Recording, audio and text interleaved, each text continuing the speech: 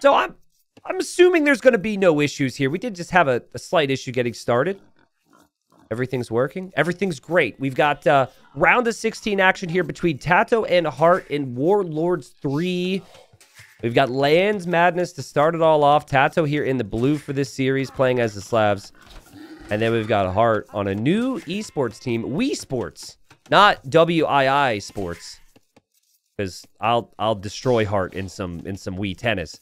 But WE Sports. He and Leary recently announced going to I think a relatively new org, from what I know. So congratulations to them. I know they were looking for a long time. Hearttt looking to prove something here today. Last time he faced TaToH, he got 4-0'd in Hidden Cup qualifiers, which, as you guys know, was a pretty mixed map tourney, as is Warlords. So TaToH is my favorite. However, some aspects change. Obviously, there's a lot of different maps here than when compared to Hidden Cup. There's also a 9 villager start here, which in some ways, I think gives Hearttt, makes Hearttt feel a little bit more comfortable. He's definitely fast feudal, fast timed build order type of player. TaToH typically a little bit more creative in Dark Age shenanigans. Rare, but still, let's say that he has done that more. This matchup is fairly even, I'd say, in the early stages, but the longer it goes, I would say the better it is for TaToH Civilization. Frank's having the free farming upgrades. Also, the forge bonus is really strong. Cheap castles, of course, is greater in the later stages, but the Slavs have the faster working farms. I think, actually, the Boyar... It's going to be tough to see Boyar in this game because the map's so open, but Boyar so freaking strong in this matchup. So we'll see how it ends up playing out. Of course, on Land Madness, you cannot wall on the rock terrain. It's a little confusing. You actually can wall here, but you can't wall here, I believe. It's hard to explain. Basically, when you're in the game, you just kind of see where can I wall, where can I not wall. But you cannot wall that general area, which stops full walls. But you can, on this version of Land Madness, wall to the edge. So because of that... I mean, Hearttt is very far from the edge of the map, but in theory, you could wall from here towards the TC, and then he could wall from here towards the TC, and you could actually get a wall down on the map where you're not normally seeing a lot of walling. So,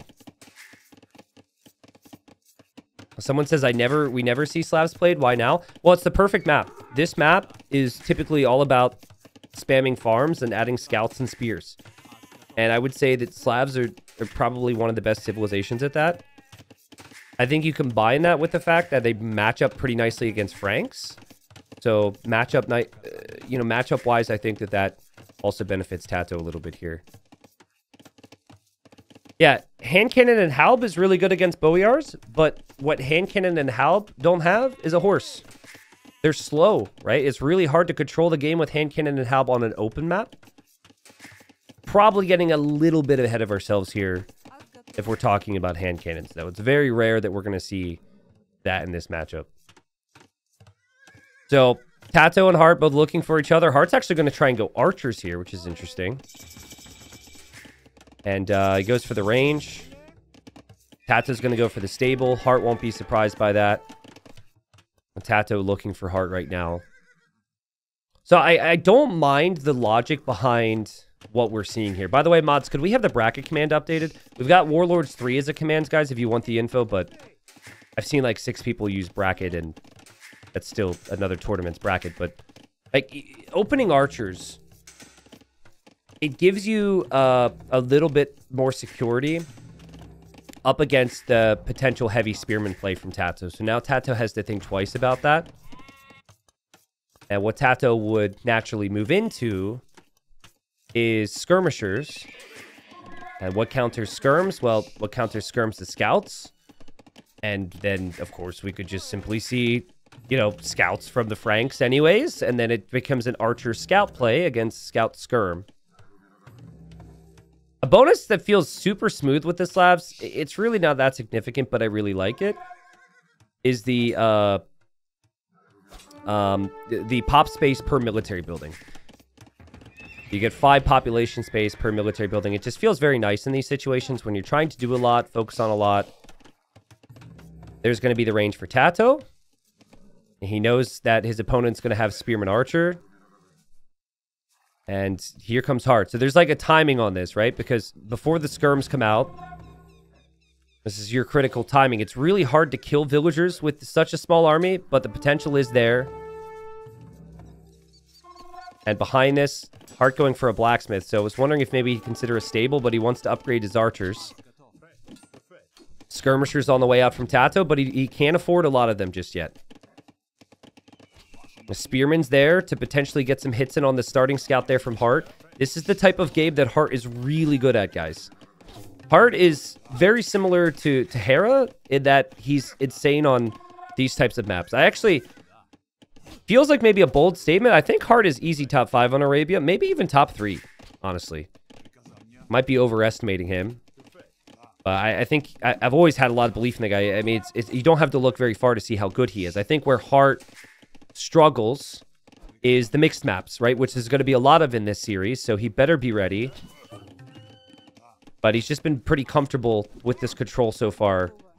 And it's just now getting to a point where TaToH could start to think about clearing this up. And Hearttt now maybe feeling like he should have got more damage, but certainly needs to prep for dealing with the skirms. And what surprises me here is that Hearttt went for fletching, right? His opponent's going for skirms, building that blacksmith and trying to rush in fletching. He was trying to push a timing, but TaToH was already ready. And TaToH clears that up. And it will be archers, it will be scouts for Hearttt, but certainly not going to have as many archers as he was hoping for. So resources collected is close for now. I think in this matchup where you start to see that change is when the Slavs have like 25 farms. When it gets up to 25 farms, Slavs start to fly compared to other civilizations. Hearttt, he knows what's coming this way, right? He just dealt with that army over at TaToH's base. And so he saw those skirms run through his base. At least I believe he did. He's going to fight this off with Vils. Waits for the spearman to come over. TaToH will use the skirms versus that spear, but there's archers headed forward. And I don't think TaToH knows those archers are running forward right now. Pretty bold from TaToH not to leave the skirms at home. This could really hurt him. Especially because the skirms and the scouts are not together here. It feels like Hearttt can bring one unit over here and deal with this. And then here's Hearttt, and TaToH's going to have to react here. This is really good opportunity for Hearttt. TaToH loses a Vil. He's forced into a tower, and could easily lose more villagers here because of this pressure from Hearttt. Meanwhile, this army's accomplished very little for TaToH. TaToH's tower protects the wood line, doesn't really need the berries right now. And he is currently camping on the gold. A nice little moment there for Hearttt. He has to find an answer to this. But I think if you get 4 scouts here, you could deal with this. The skirms do very little. Heartt's done really well here. You pull the weak villagers away. Wait for your own scouts. Still continue to try and attack on the front. Runs into the TC temporarily. In the end, it looks like Heartt's going to push this away, as expected. And he's going to move forward with even more archers. I really like how this game has played out so far. These guys are both so good. Like, of course, everyone in this event is really good. But you could just see the level for this style of map here between these two. It's been 7 kills for both of them.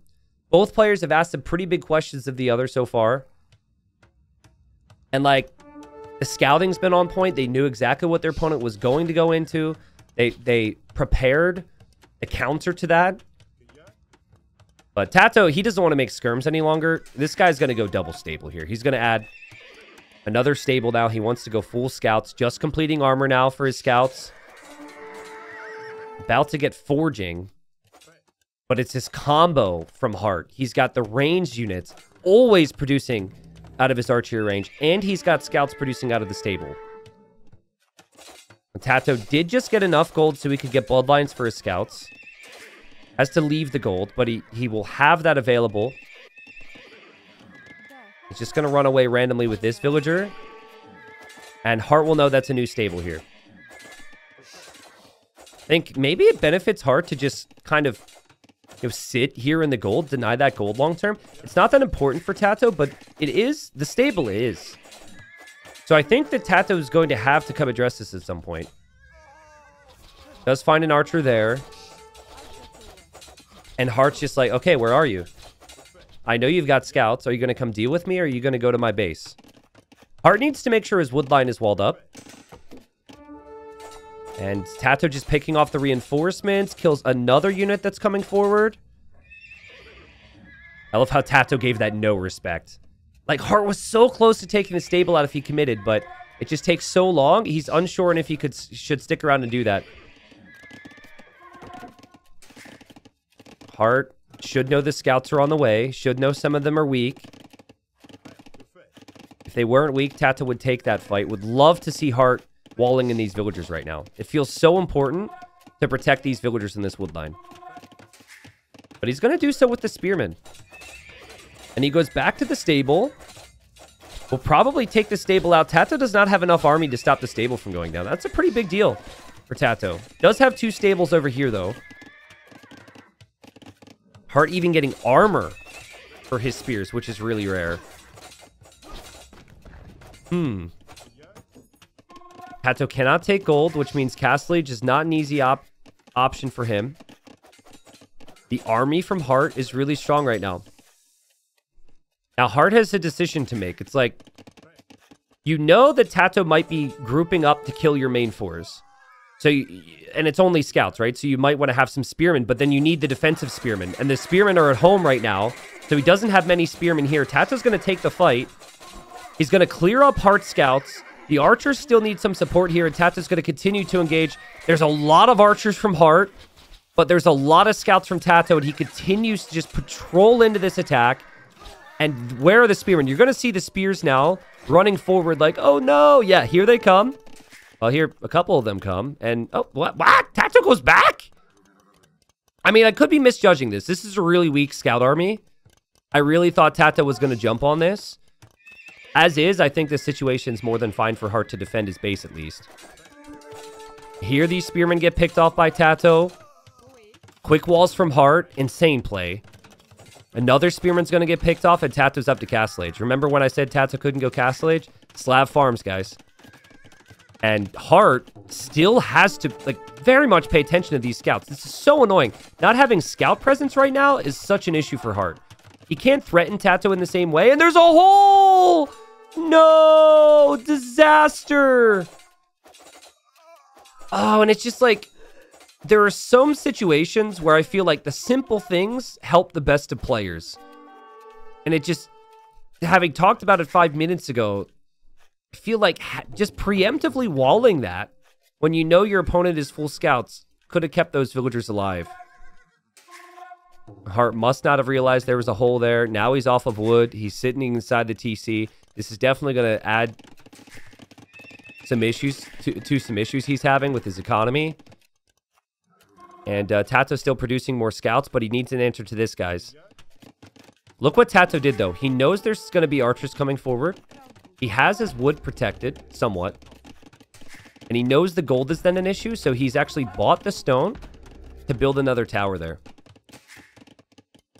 Still being active with these scouts, but these scouts are very weak right now. Just 63 HP on 6 scouts there. Heartt has the resources to make knights and also upgrade these things to crossbow with bodkin arrow. This could be really strong. But TaToH is going to have 12 scouts that will soon be upgraded to Lycav. Now, half of those are weak, which could be a bit deceiving here for TaToH. TaToH's base is pretty exposed if knights run in. Both bases are. Heartt hoping to force the issue. He doesn't know that TaToH's on that gold. He doesn't know TaToH has a tower right now. I think he's concerned that TaToH is going to clear this up. Yeah, this army never feels big enough, but I do still think you have to push. If you only have 13 crossbows, your first option is you wait till you get more crossbows. Second option is you just get value from them immediately. On this map, I think you have to get value from them immediately. On other maps, or maybe even with different civs, with a civ that's not the Franks. Like if you're the Britons, maybe you have more faith in the long term. TaToH loses a Vil. Heartt's still keeping an eye on this. Towers aren't as helpful in these situations now. We're talking Castle Age units, knights, crossbows. Heartt knows he's in trouble. Heartt's going to dive here. This is really awkward for TaToH. The tower hasn't offered that much protection so far. TaToH needs an engagement here. He needs a clear. Otherwise, he's not going to be able to get back to work. He's got like 20 idols right now. TaToH's Lightcav still being microed over here. It doesn't look like they'll accomplish much. And it's just idle time stacking up for TaToH. And Heartt's got such crazy army numbers, guys. And he's still got knights running forward. He's all over TaToH at the moment. It feels like TaToH has more villagers hiding or moving than he does working at the moment. And he can't take gold. And he doesn't have a strong enough army. This is an amazing position for Heartt. Now, this is awkward, but that will get killed off. That's not too bad for Heartt. And maybe now TaToH's in a position to clear this. But it took a long time. The crossbow timing was more than worth it there for him. And look at the positioning from Heartt. He gets to the hill. He groups up his crossbows. This is perfect. But TaToH's going to clear it. Resources collected, still extremely close. The concern I have for TaToH is how does he deal with the knights that Heartt has coming forward? If Heartt is able to keep the Knight Mass, get some monks out, this turns into a very comfortable game for the Franks, but it's also, honestly, a pretty comfortable game for the Slavs as well, right? Look at the confidence. He's like, I'm going to force you to garrison every time. The Heartt going to snag Husbandry. But TaToH needs to try and do the same right now. So 7 knights for TaToH. It's 9 for Heartt. Some of those knights are weak, though. Pretty close. Second TC's up for Heartt. And an area largely to protect the wood here. Which is good because this was an issue. And Heartt is really heavy on stone. Heartt's going to drop a castle. Wow, it's kind of a weird timing for the castle. You can tell he actually switched villagers off of stone to wood because he felt like he doesn't really need the stone right now. Having a defensive castle isn't going to hurt. It's a little unnatural, I'd say, to... Oh, God. My game just crashed. What? All right, so we're back after a drop. Some of our stats will reset at the bottom left. But obviously, that's just because of the drop, and everything seems to be moving smoothly for these guys. Heartt's got a nice little Vill lead, but that could disappear pretty quickly if TaToH's Cav are running around his base. But Heartt is on 2 TCs, and TaToH will know his opponent is on the second TC. He did just see that there. And when there's a drop like that, it can be kind of awkward to reset as a player. With control groups, it takes just a couple, maybe 30 seconds. Get that flow back down. TaToH going to move in here.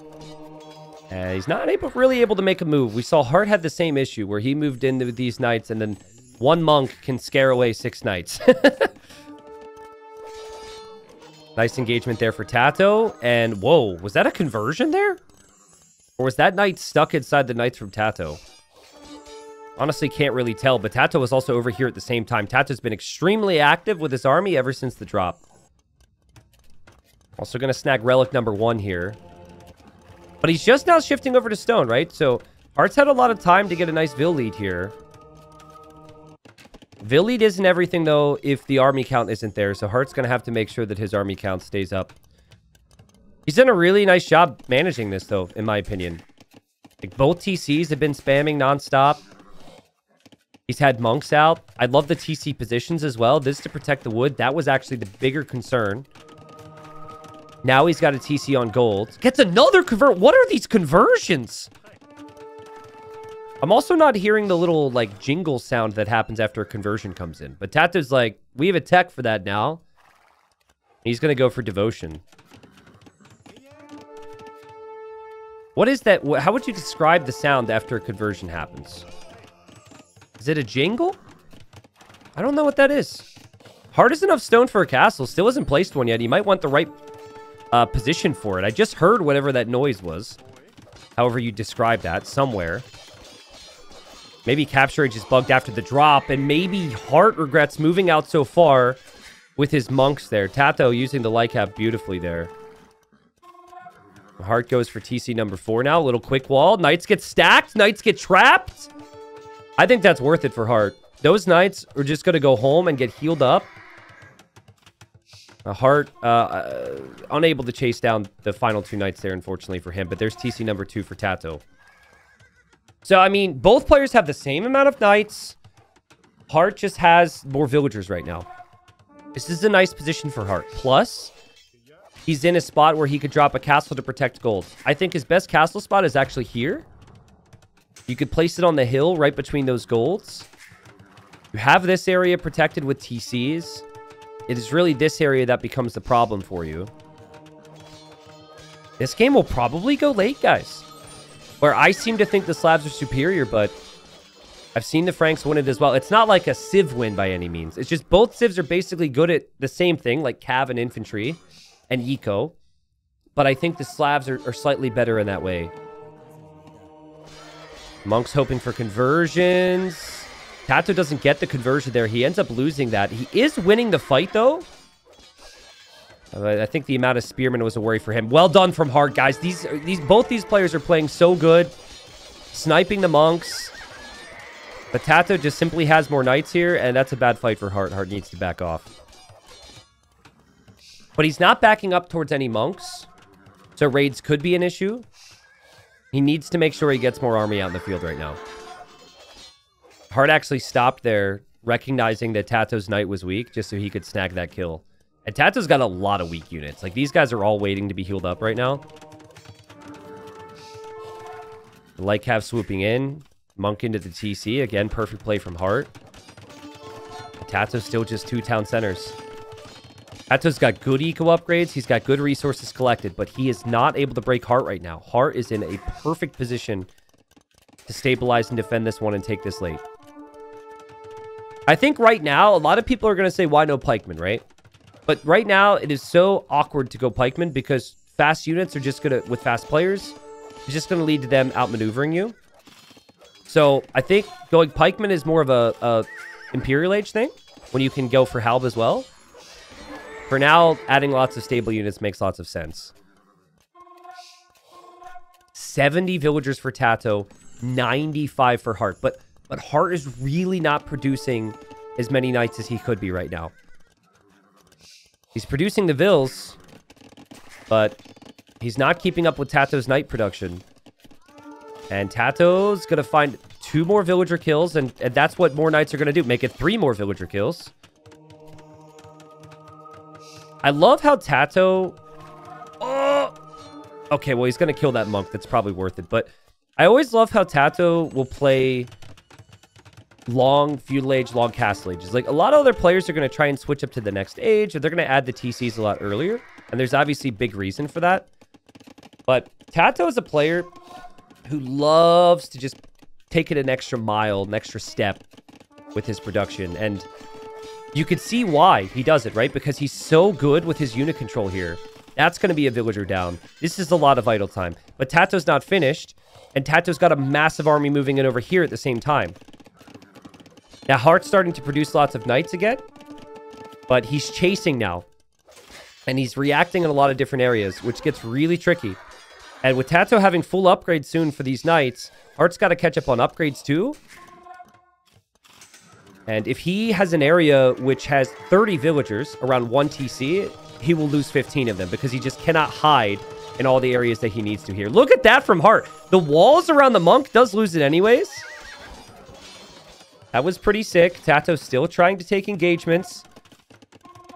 Now, in theory, TaToH isn't as disrupted at home, so things should be easier for him, but he's focusing so much on the attacks. Nothing is easy here. Splitting off the knights here to find some vill kills. Light Cav over here finding some vill kills. Knights were going in here as well. It's just blue dots hoovering around Heartt's economy right now, and Hearttt is just... He really needs upgrades. Like, he either needs attack or he needs armor right now. He's going to lose fights in equal numbers because of the lack of upgrades. He does have more knights than TaToH now, though. It's just these situations are so frustrating. You're like, finally, I'm going to deal with them, and then TaToH's still somehow hanging around. Another castle for Hearttt, though. I mean, it is hard for me to bet against Hearttt if he starts to stack castles in all these important areas. TaToH cannot be taking fights next to castles. He can do it against TCs. Castle's a completely different story. Hearttt probably needs to abandon this castle, though. Loses the monk. Will lose some knights. Still losing fights in the back of his base. And TaToH, he hasn't seen Lykev in a minute. Maybe he brings his monks forward too. Maybe he really tries to focus on this area. He knows how important that gold's going to be.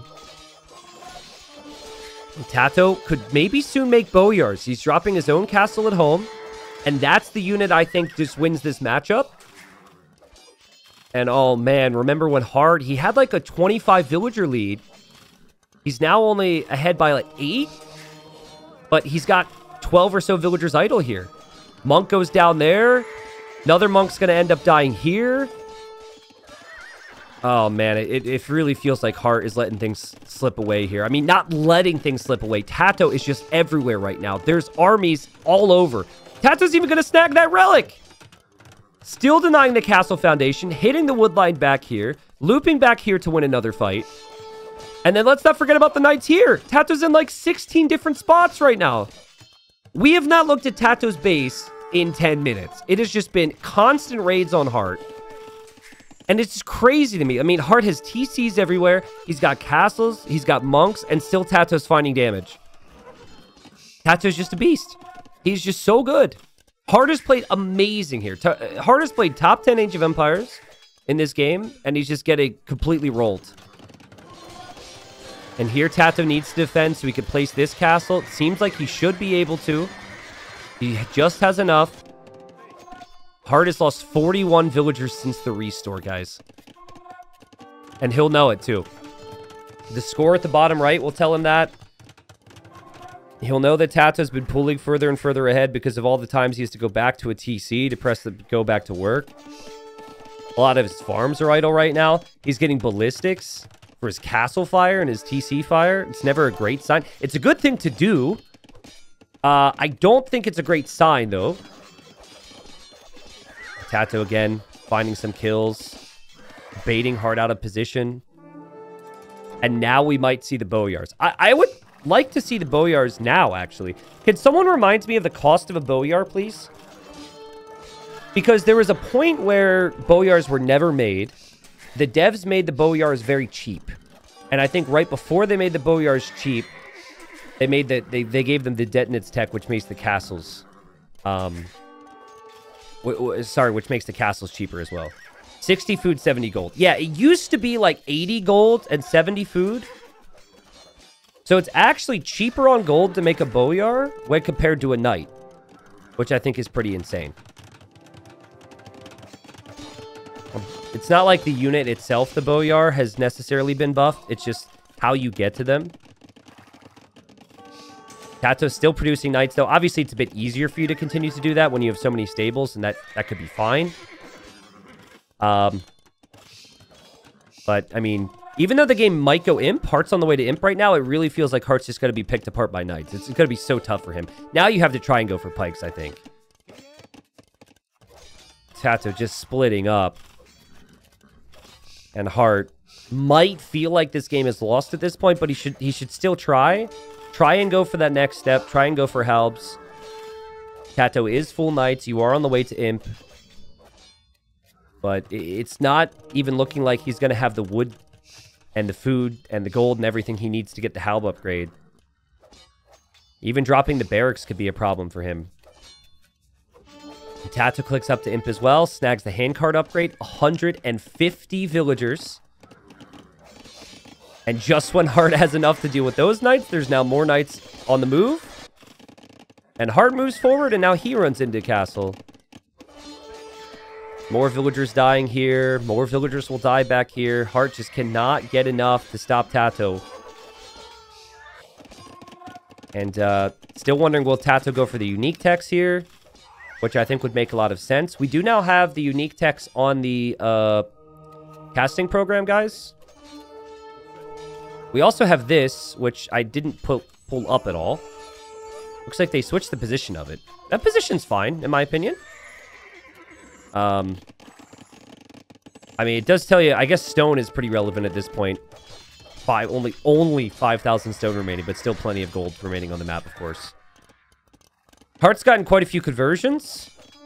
I don't know how he's getting the conversions so quickly, even with devotion coming in, but He just doesn't have the economy to compete with TaToH. TaToH's eco is flying right now.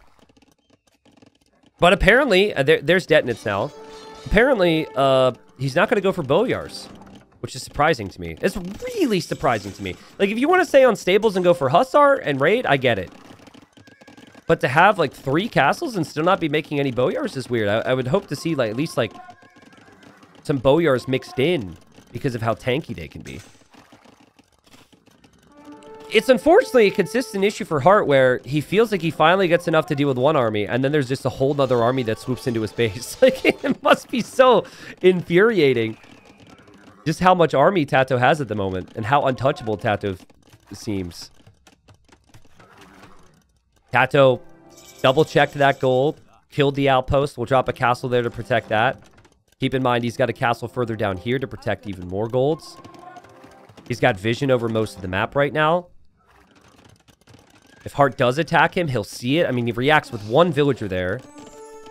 So he knows about that, and we'll probably chase that down. Halb for TaToH, Cavalier for TaToH. And he takes a fight here.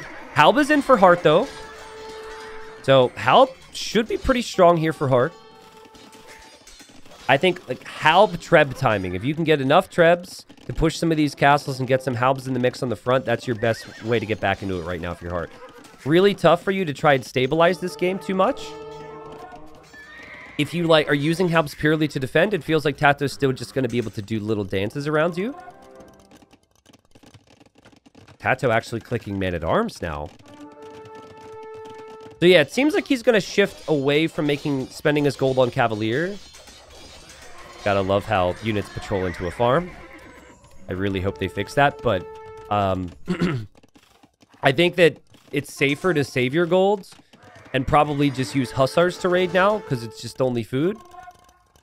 And then go for use your gold for siege or for potentially champion. Because if TaToH feels like his opponent's going to go primarily Halb, it makes sense to go champ. But then it makes sense for Hearttt to maybe go hand cannons.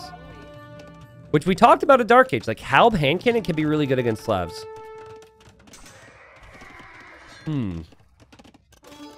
Again, Hearttt deals with 1 raid. TaToH is just going to show up with more. There's always going to be villagers exposed. It's just non-stop. It's relentless here from TaToH. And it's not an expensive situation for him either. Again, the patrols directly into a farm.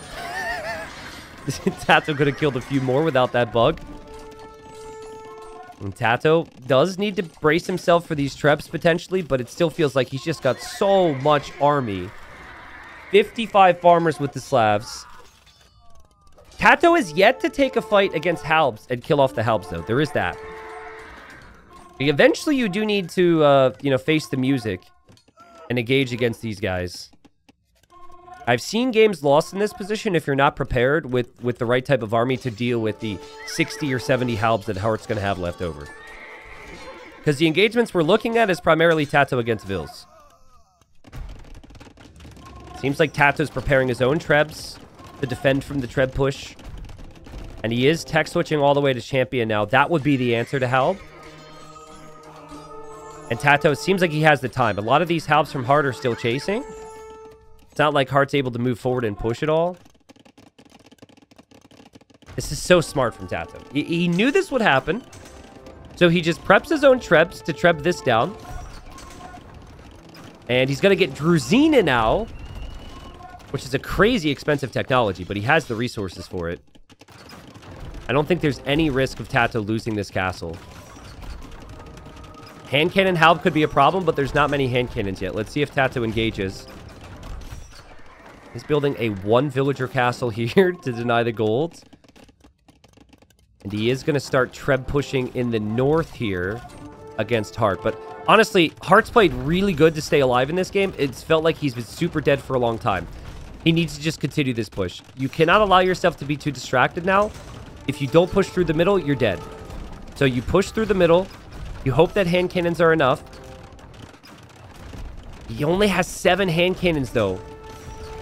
And some of these hand cannons might actually die to the Treb fire if they're not careful. Oh, that sucks. Yeah, Hearttt realizes, the core difference between his Civ and TaToH's is that he has access to Bomber Cannon and TaToH doesn't. But now the Siege Workshop's going down. So now Bomber Cannon isn't even an option. Oh. Painful. Has to make a new Siege Workshop. And meanwhile, TaToH will probably complete this castle. Starting to think about more raids in the north. Heavy Scorpion coming in for TaToH and Champion. I mean, TaToH's going to have all the techs. And TaToH is going to win this game. He's going to be off to a fantastic start here in this series. And it could be a little discouraging for Hearttt because I feel like Hearttt played super well and it was very close. But I think it's pretty promising for us that Hearttt made this so competitive. Because you never know, like, even with the best players, Hearttt being one of them, you never know the level someone's going to bring. Oftentimes, people will say that between some talents, it's just who's going to show up on the day. And it seems like both players are bringing their peak here. I think what Hearttt needed was a little bit better defense, a little bit more army production. Or maybe he needed to raid TaToH. It felt like he was reacting to TaToH a lot this game. He's still at 200 pop, by the way. I mean, I'm acting as if Hearttt is dead. He's got 80 army. He has more hand cannons than he did before. TaToH's going for the champion raid. Champion raid, let's go. Yeah, I mean, Hearttt needs bombard cannons with the main push and hand cannons. His hand cannons are off dealing with the champions at the moment. I think TaToH Scorpions will actually end up being really effective here. Against hand cannons and against bomber cannons. Sorry, against the Halbs. The only thing that they're not going to be good against would be the bombard cannons, but there's not many of them yet from Hearttt. The siege engineers now as well. So you've got like the surround damage from Druzina combined with Scorpions. It's pretty sick. God, there's just so many units streaming into Heartt's eco. This must be so annoying. And yeah, hand cannons counter infantry, but he doesn't have a big group. So, I mean, the infantry could still kill the hand cannons. On the front, it looks like TaToH was about to defend and it sniped one treble, would snipe another, and the GG's called. Hearttt simply doomed from this point. And, yeah, like I said, it was a really good game. I think for Hearttt fans, I don't think you have to worry that much. I don't think he's off his game. I feel like we just saw him fighting for a very long time while being behind over the last stretch there. But, man, this series is going to be a banger. Now, the thing is, Hearttt can bring that to these types of maps. I think he's got 2 maps out there that are very similar to this, so he could play the Arabia style. TaToH typically the better player on the more mixed maps. So it is very good for TaToH that on this style, with how good Hearttt can be on this style, that he opened up the series with a win there. And guys, I did mention to Capture Age that unfortunately the statistics are bugged. I'm annoyed by it as well. But they're going to have to fix that for me, unfortunately. So I can't show you the like true final resources collected. We do at least have the 92,000 at the bottom left for TaToH and 72,000 there for Hearttt. So 20,000 more resources collected there from TaToH, of course, isn't too shabby. All right, so game 2, they shouldn't be too far into this game at this point. And we've got one civilization I was expecting. I was very much expecting Hearttt to go for Byzantines here. Oh, man, hold on. Villagers exposed. Looks like Hearttt is going to keep that villager alive. But I wasn't sure where TaToH was going to use Georgians. I thought that there were quite a few maps where Georgians could be used by TaToH. He actually uses Georgians here. Game number 2. Now, Georgians, I feel, are insanely strong. Big reason for that is the scouts regenerating. Starting in feudal, that's a strong bonus. So, like, TaToH having a weaker scout now, not really a big issue because his scout HP is just going to come back naturally. The other thing that makes them strong is you start with a free mule cart. Now, this is a free mining camp, free lumber camp, free, like, kind of a mill because you can drop off hunt there, but basically, you start with the normal amount of wood, and then you start with the free lumber camp. So that allows TaToH to do is get fishing ships out way earlier because he could just build the dock right away. He could build his houses right away, whereas other civs are going to have to naturally wait for the wood to come in. So, I think most likely what TaToH's going to do, especially now that he knows that Hearttt is here, is if he can get to feudal age faster, try and get a fire galley out very quickly to contest there. And then from there, I would think scouts with the Georgians would make the most sense. But TaToH is going up really quick. Normally, I would say that being on the same pond as the Byzantine player is not a good thing here. But I think if you could make the fire galley a full, like, 45, 60 seconds faster than the opponent, that's insane. So, we are going to see a difference in, well, about 20 seconds, which isn't too bad for Hearttt. So this might actually end up being quite nice for him that he is going to be able to compete on water with Byzantines and their strong fires. Hearttt knows TaToH is here. Is he paying attention to this? Remember, Heartt's villa is weak, so he can't really do anything about this. That villager's going to be walled in. Now, that's not actually that big a deal if Hearttt wins water, but it does make it awkward for Hearttt to move around when trying to repair ships. Now, obviously, if he loses water, that villa's dead. It would actually be pretty interesting. What do you guys do here if you are TaToH with the fire ship? Do you kill the vill or do you kill the fish? Normally, I think people go for the fish, but since the vill can't run, I actually think going to kill that villager it's a sure thing, and then there's going to need to be another villager for Hearttt, which he's already bringing, but TaToH's going to build a stable towards the middle here. Interesting. He's going to go for scouts. It's not the biggest surprise. Now his scout starts to heal up, like we said. And TaToH didn't even make a fire galley. What? That's surprising to me. Well, he had to use the wood for a barracks, and he has to use the wood for the stable. But just not going for a fire galley at all is not what I was expecting here from TaToH. Meanwhile, Hearttt is like, oh my god, he's docked here, he's going to attack me. He's also looking, he's like, he's going to go for scouts. Good. He doesn't have a stable yet. If he doesn't have a stable, this is good for me. Well, meanwhile, the stable's actually in the middle of the map. So, it's going to add the barracks anyways. TaToH's going to make a range, and it seems like TaToH's definitely going to try and just control the middle and win this game via land and not water. I love how Hearttt recognized immediately that TaToH was giving up water and is going to add fish here. But he needs to make sure he knows what's coming. I don't know if he expected this, but he does see it. And it's not enough scouts to kill villagers when they're grouped up like this. TaToH's making Hearttt work for it, which I like.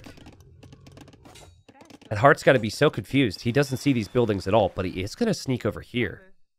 If he can have 2 pawns with fishing ships, TaToH's going to need to kill a lot of vills here. T90, is it ever worth it to ignore water there and just go for the other pond? I think TaToH may eventually try and do that. The problem is, if you just ignore water here, the player with 2 docks could just add fish right away. And so it's immediate lead for them.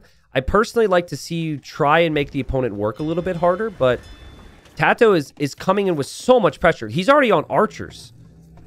So normally, Hearttt would feel like he could defend with spears and fish boom, but he wasn't expecting archers at this time. And Hearttt doesn't even know where this stuff is coming from, guys. He still hasn't seen the buildings. He was surprised by the scouts initially, added the spears, and now he has to add a tower on a wood line. This is a brutal situation for Hearttt to be in. And again, these Georgian scouts heal. So if you don't kill them, they will be new scouts soon. So Heartt's going to have his fish, but he hasn't killed a single scout yet because of how aggressive TaToH's being here. This is a masterclass from TaToH. And it's just perfect. This whole start to feudal age has been perfect, considering he doesn't have the fish. I still do wonder how things play out, because, like, TaToH needed that damage to be okay without having fishing ships. Hearttt still has gold protected. He's got wood protected. Well, he doesn't really have gold protected. Now, what does TaToH choose to do? Okay, so you could tell TaToH's thinking we have to take the right pond and fish now. He does not know that Heartt's already over there, though. Hearttt can come back in this game because he's got access to 2 ponds here. It's doable. I do wonder, though, can you make it... Like, what does he do to get back to gold? What does he do to take these berries? It just feels like everything about this situation is just so awkward for him.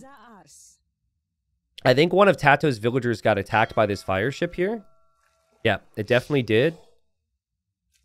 And... Oh! Now the villager dies. Sick job from Hearttt to pay attention to that, and a great job from TaToH to now notice the dock is there. And the villager's walled in. So in theory, Hearttt doesn't need to mine any more gold. This villager's going to escape. He could make some skirms and spears, which Byzantines are very well known for doing. If TaToH makes a mistake, could easily find himself without an army anymore. This is kind of what I mean over here, obviously. That archer's going to need some support. But TaToH able to sneak a dock down here, it looks like. He'll be able to contest there in just a moment. Still keeping Hearttt off of gold. Behind this, TaToH's got farms. He's got berries. But he still doesn't have fish.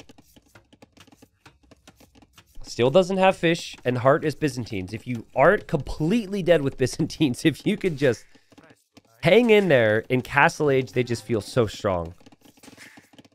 I think, ultimately, what TaToH might need to do in this situation is buy food. So we might see a market, but he doesn't want to give up on this pond, so he's just going to spend his wood on that for now. And just, like, so smart from TaToH. Can't find damage at Heartt's base. Heartt's ready to defend. Well, then he comes over and he kills this vill. He's going to go for 2 docks. He's going to probably eventually win that pond. Has to be careful.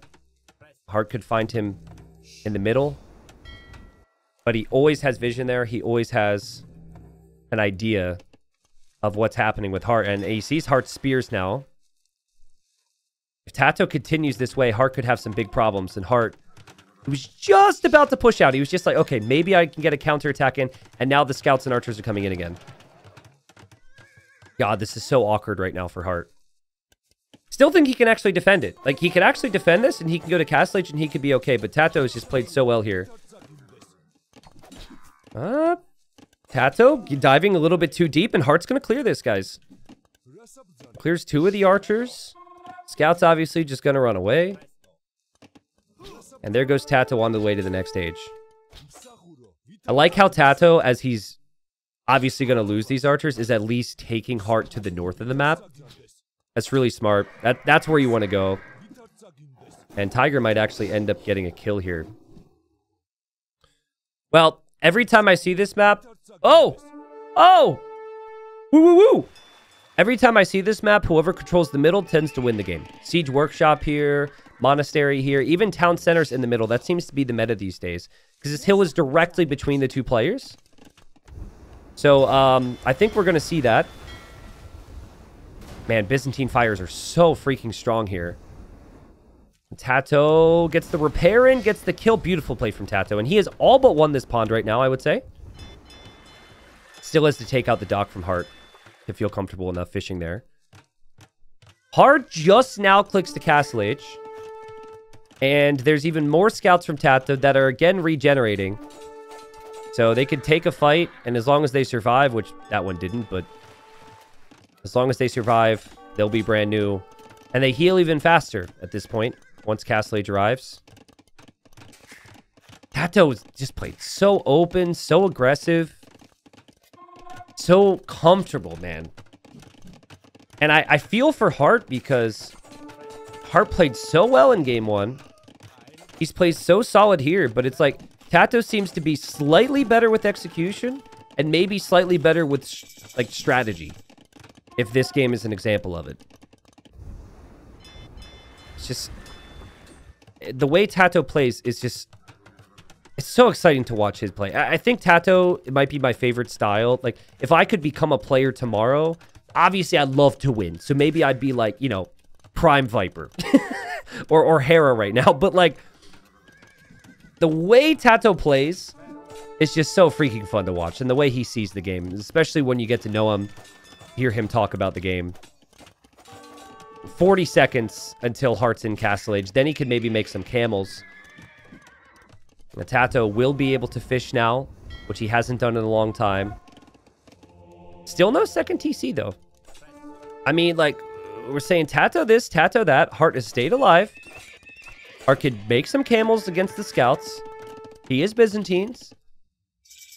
He was able to control this pond pretty quickly. What Heartt needs is some type of initiative. Like, he needs one good fight so he could finally take the fight to TaToH. That hasn't happened for a long time here for Heartt.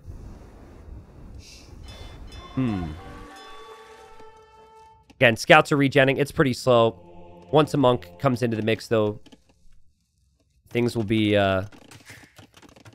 healing up a whole lot faster. Couple monks helps out a lot if there's camels. But any scouts or skirms that Heartt has could help with the monks. So having those leftover units, really helpful, in my opinion, to in these types of games where a monastery is naturally going to come up. Heartt drops a nice second TC. I mean, really hard for TaToH to break this area of his map. So this is all pretty safe. TaToH also drops a TC there. Remember, there's an increased work rate for the villagers in an area around the monastery. So dropping this makes a lot of sense here. It's also, you can garrison inside, so it's good for protection. Byzantines don't need a lot of eco to spam units, though, guys. Especially when we're talking camels. Heartt's trying to push here. TaToH. What's going on? I thought I was hearing conversion sounds when Capture Age wasn't showing the symbol there. TaToH's going to take this fight. TaToH's got to be careful here. He seems to be judging it correctly, though. He does have bloodlines which Byzantines can't get. And feels like the fight just good enough for TaToH. We'll probably have another monk on the way here in a second. Pathing's certainly not helping TaToH here. He's trying to fight, and then he's trying to run away with the weak units here so he can heal them up.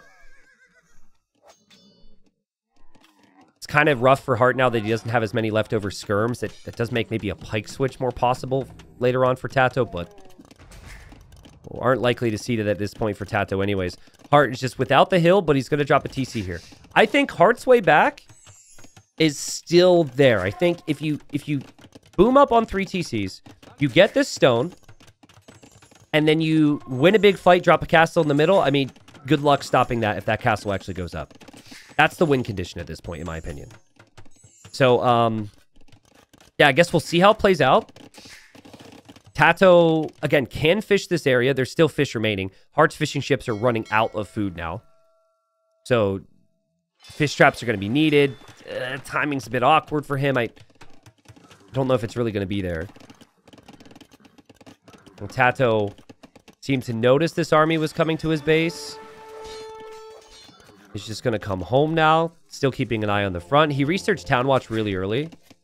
So he does have vision with some of his buildings. Like the docks here, for example, probably gave him a glimpse of the camels.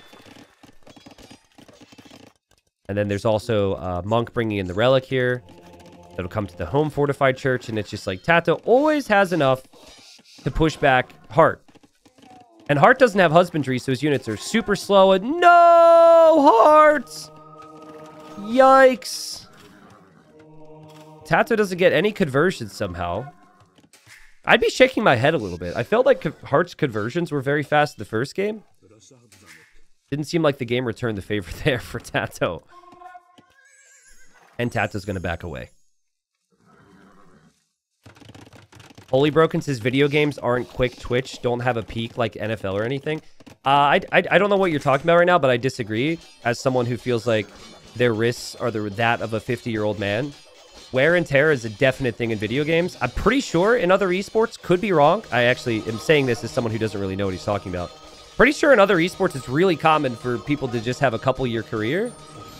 And then also for a lot of the players to be very young. In our game, we have a lot of older players, right? But at least in my case, wear and tear is a real thing. Again, I have no clue what you guys are talking about right now. It's just the first thing I saw in chat. Lycab picking off monks. Heartt needs a big fight right now. And he really needs conversions. And TaToH kills every single monk. And has some spears mixed in. And will have some knights. I mean, Hearttt returns the favor there. So he does end up killing the monks. But he still needs a way to take this hill. Needs to take this hill. TaToH has gotten housed a lot. Has anyone else noticed that? It's like continuous. Like MBL style. Finally ends up building a few more, but it was like every 10 pop he was getting housed there for a bit. But beyond that, I can't really say TaToH's done anything wrong here. Ever since that opening, he's had great control. And it's hard for Hearttt to get initiative. To get initiative, you need to win a fight. It always feels like TaToH has a little bit more than him. What's good for Hearttt is he set up his base so TaToH can't break him right now, and he's Byzantines. Pikemen. Switching sides wouldn't be a bad thing for Hearttt here. But I think Pike, Knight, into a castle is TaToH's plan, and the stone count's climbing for him right now, guys. Look, he gets housed again. Like, I'm not kidding. I guess he's producing a lot. To quote MBL at one point, when someone was like, MBL... getting housed is bad. He's like, no, getting housed is actually a good thing. Getting housed is a good thing. That just means I'm producing lots of units. I mean, in some ways it is. It's a little bit of copium, but in some ways I suppose it's a sign that you're doing some things right. I don't know if getting population capped is necessarily good, but whatever you got to tell yourself. Monks. On both sides, TaToH loses some knights, loses some pikes, but he has his own monks behind, and he's got a lot of pikemen here, guys. And knights, especially ones that regenerate, they can fight off some pikemen and be okay. Camels don't really have the attack to be able to be taking these fights. And TaToH knows, if I win this fight, I win the game. I already have control of the middle here. It would put him up 2-0, and he's just going to force the fight in here. There's still pikemen doing some damage here. And the pikes were the key in that fight. And Hearttt is held on. He's done a great job again. Like, Hearttt is not underperforming here. I really feel like Hearttt is playing well. But TaToH just is able to bring a slightly higher level. And that slightly higher level is going to be a castle here. TaToH, you don't need to do this. You could place a castle in the middle and be completely fine. But it's about sending a message. And he's going to drop a castle right on Heartt's face here. Right on the TC, the stone, the gold. And Hearttt doesn't even know. Heartt's chasing this right now. And there's not a damn thing that he can do about it either. That castle will go up. TaToH knew it. And that's got to be the final nail in the coffin. Hearttt would need to somehow be able to fall back. There's not a lot of room to fall back. And then probably find a counter, right? In a normal game, you're like, okay, you castle drop me. I move to your base now. But there's no way he's getting over there. Certainly not in time. And TaToH up 2-0 here. So, it's a bit tricky right now for me to talk about the situation for Heartt's perspective, because he would have loved to win game number one. Game number one, it felt like he had more opportunities. This game, TaToH just came out firing and hit him with something I don't think he ever expected. That was a prepped strategy that worked primarily with the Georgians. But it just hit him at a rate that he wasn't prepared to deal with. And now, you have to take it one game at a time. But considering with Hidden Cup qualifiers and now Warlords, it's kind of like 6-0 streak for TaToH. I could see how this could start to be a little discouraging there for Hearttt. I hope he continues to play at the level he's playing at. And if TaToH slips up, Heartt's going to be able to snag a win or two this series. But man, is TaToH good. Okay, so capture age is bugged for statistics, but someone with a bigger brain than I pointed out that I could actually go into the game. So we don't have all the statistics, but we actually have a statistics screen in the game. So we go to the statistics screen now. It's not as detailed as capture age, but there you have it. Some of the stats that I couldn't show you during the game. Mainly this one. TaToH collecting a lot more food, stone and gold. If you end a game and you've only collected more wood, things have gone wrong. That wood normally leads to more farms, which gives you food. It just Hearttt never had time to really move out around the map. This is a good time to say this, though. With capture rates being there, with the data being there, don't you guys think that the end screen is in need of a refresh? It is nostalgic to look at this. But, like, I would love it if when you finish a game, you could look at some of the stats that casters can show with capture rates, right? I think that would be so nice. See your most created unit. See, I mean, endless amounts of data would be super cool. I hope they change it at some point. I'm going to put that into my video, which I'm going to get back to making this week if I have time, or early next week, on things I think the game really needs. But I figured I'd bring it up. Seems like most of you guys agree with me. Alrighty. Arabia action. It's been nice to have some maps other than Arabia, but I've missed some good old Arabia, especially this version. This version seems very aggressive. We've got TaToH, who's up 2-0 here. He's played so good, man. And again, it's not to say that Hearttt hasn't played so good. TaToH has a little bit more depth to his game. And TaToH has gone for the Khmer here. Hearttt has gone for the Georgians. Now, again, we just saw the Georgians win. I explained why I think the Georgians are very strong. I think Georgians are one of the best Arabia civs in the game. If Hearttt wins this game, maybe stomps TaToH this game. Bit of momentum. Maybe has another game plan for game number 4. Could be 2-2 before you know it. So, Hearttt needs this one, though. Like, Hearttt absolutely needs this one. Going down 3-0 against TaToH, especially considering the history, would not instill a lot of confidence in me that he could get the job done here. Now, what I like about Khmer is that they could be really smooth in messy games. And I have some very strong memories of TaToH playing Khmer. I remember, I think, maybe King of the Desert 3, TaToH against Hera. Maybe a Hidden Cup game somewhere. Anyways, I should probably stop thinking so much. It's bad for me. But he definitely likes his Khmer. He also plays him quite similarly to how he played Slavs in the first game, where he likes to make lots of Cav, lots of Pikes. I think that Cav Pike is ultimately the plan here, but it could be the plan for both of them. So Hearttt did get housed there, which sets him back a villager, which is kind of rough. So someone says, the chat filter. Okay, we're going to choose not to talk about the chat filter. LaCroix, welcome. Thank you for the 5. Remember, TaToH kind of went fast archer switch using the mule cards last time. I don't think it would make a lot of sense for Hearttt to do that here.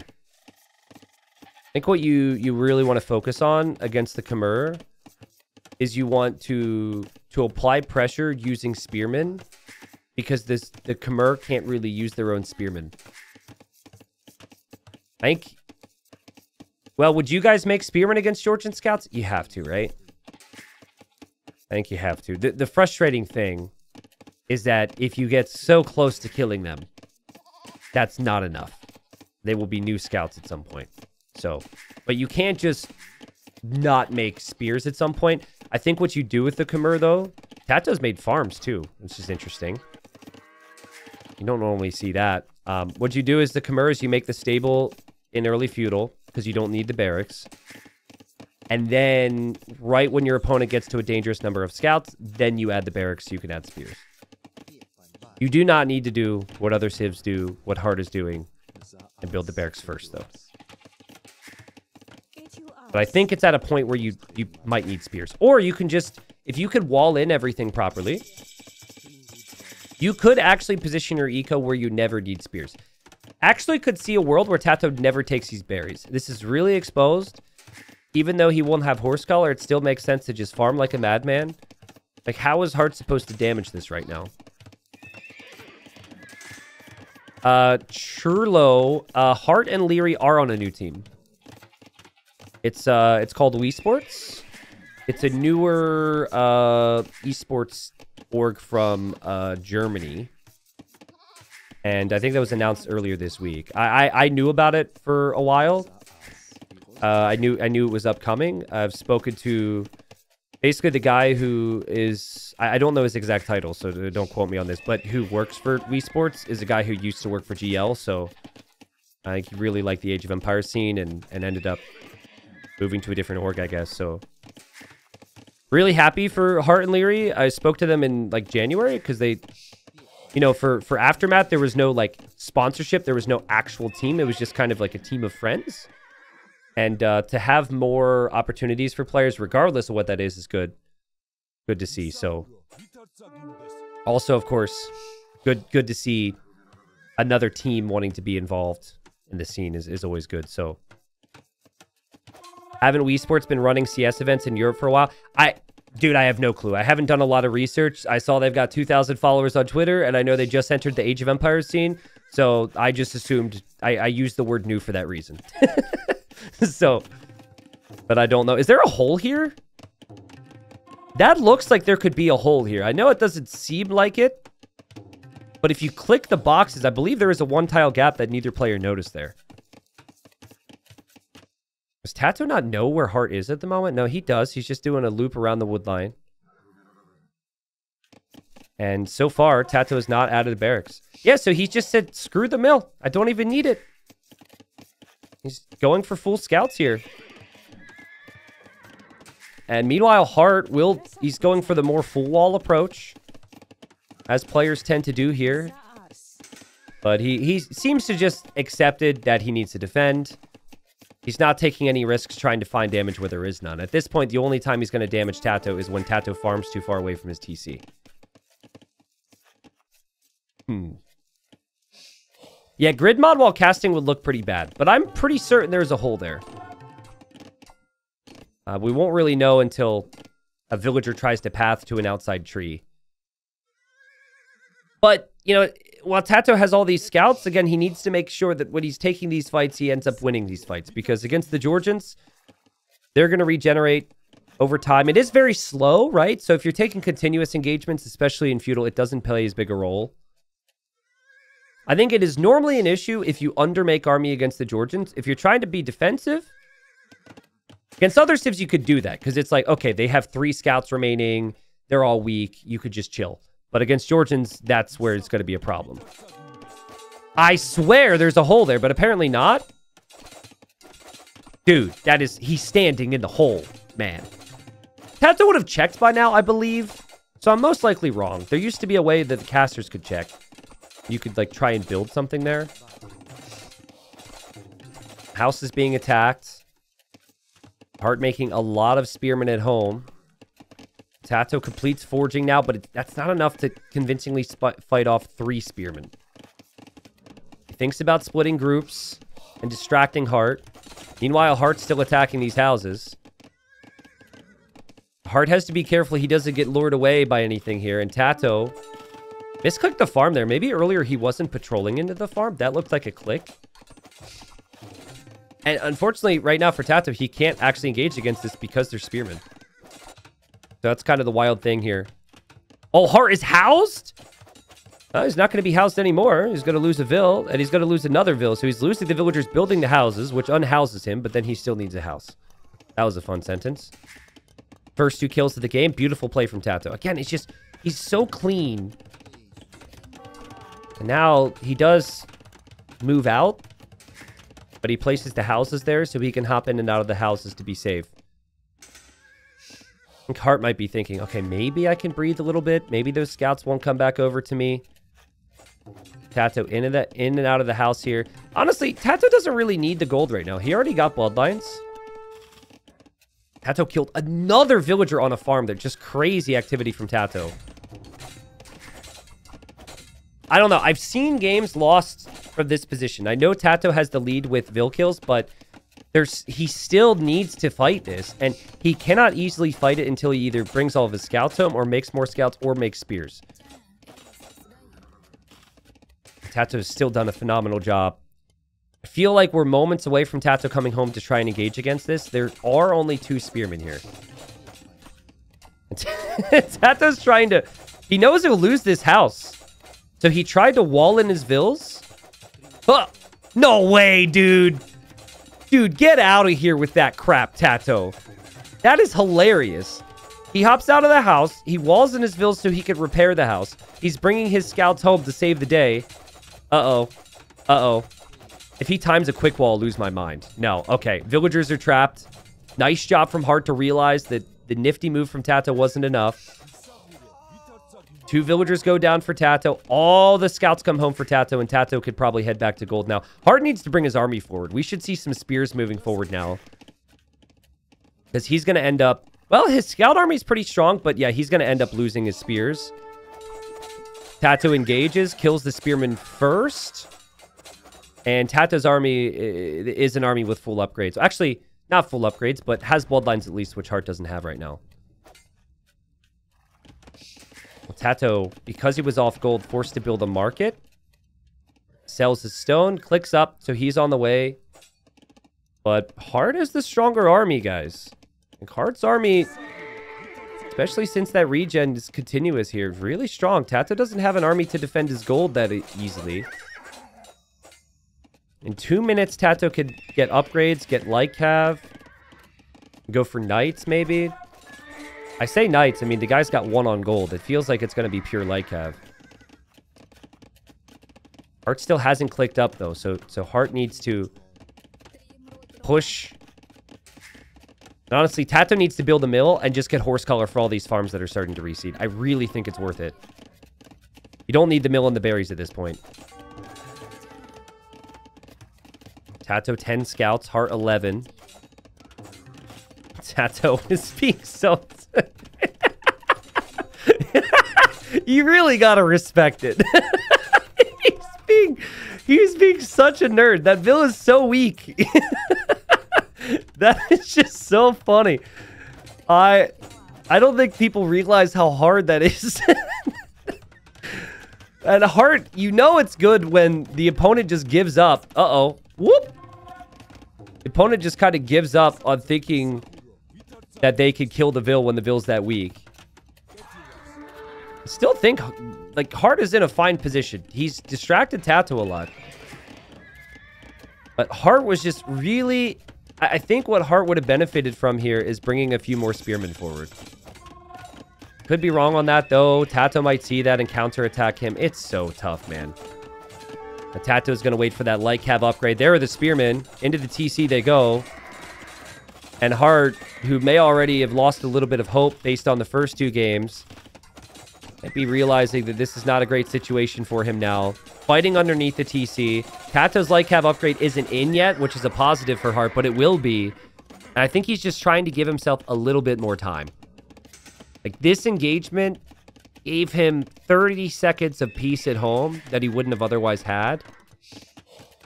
And so he'll try and wall up.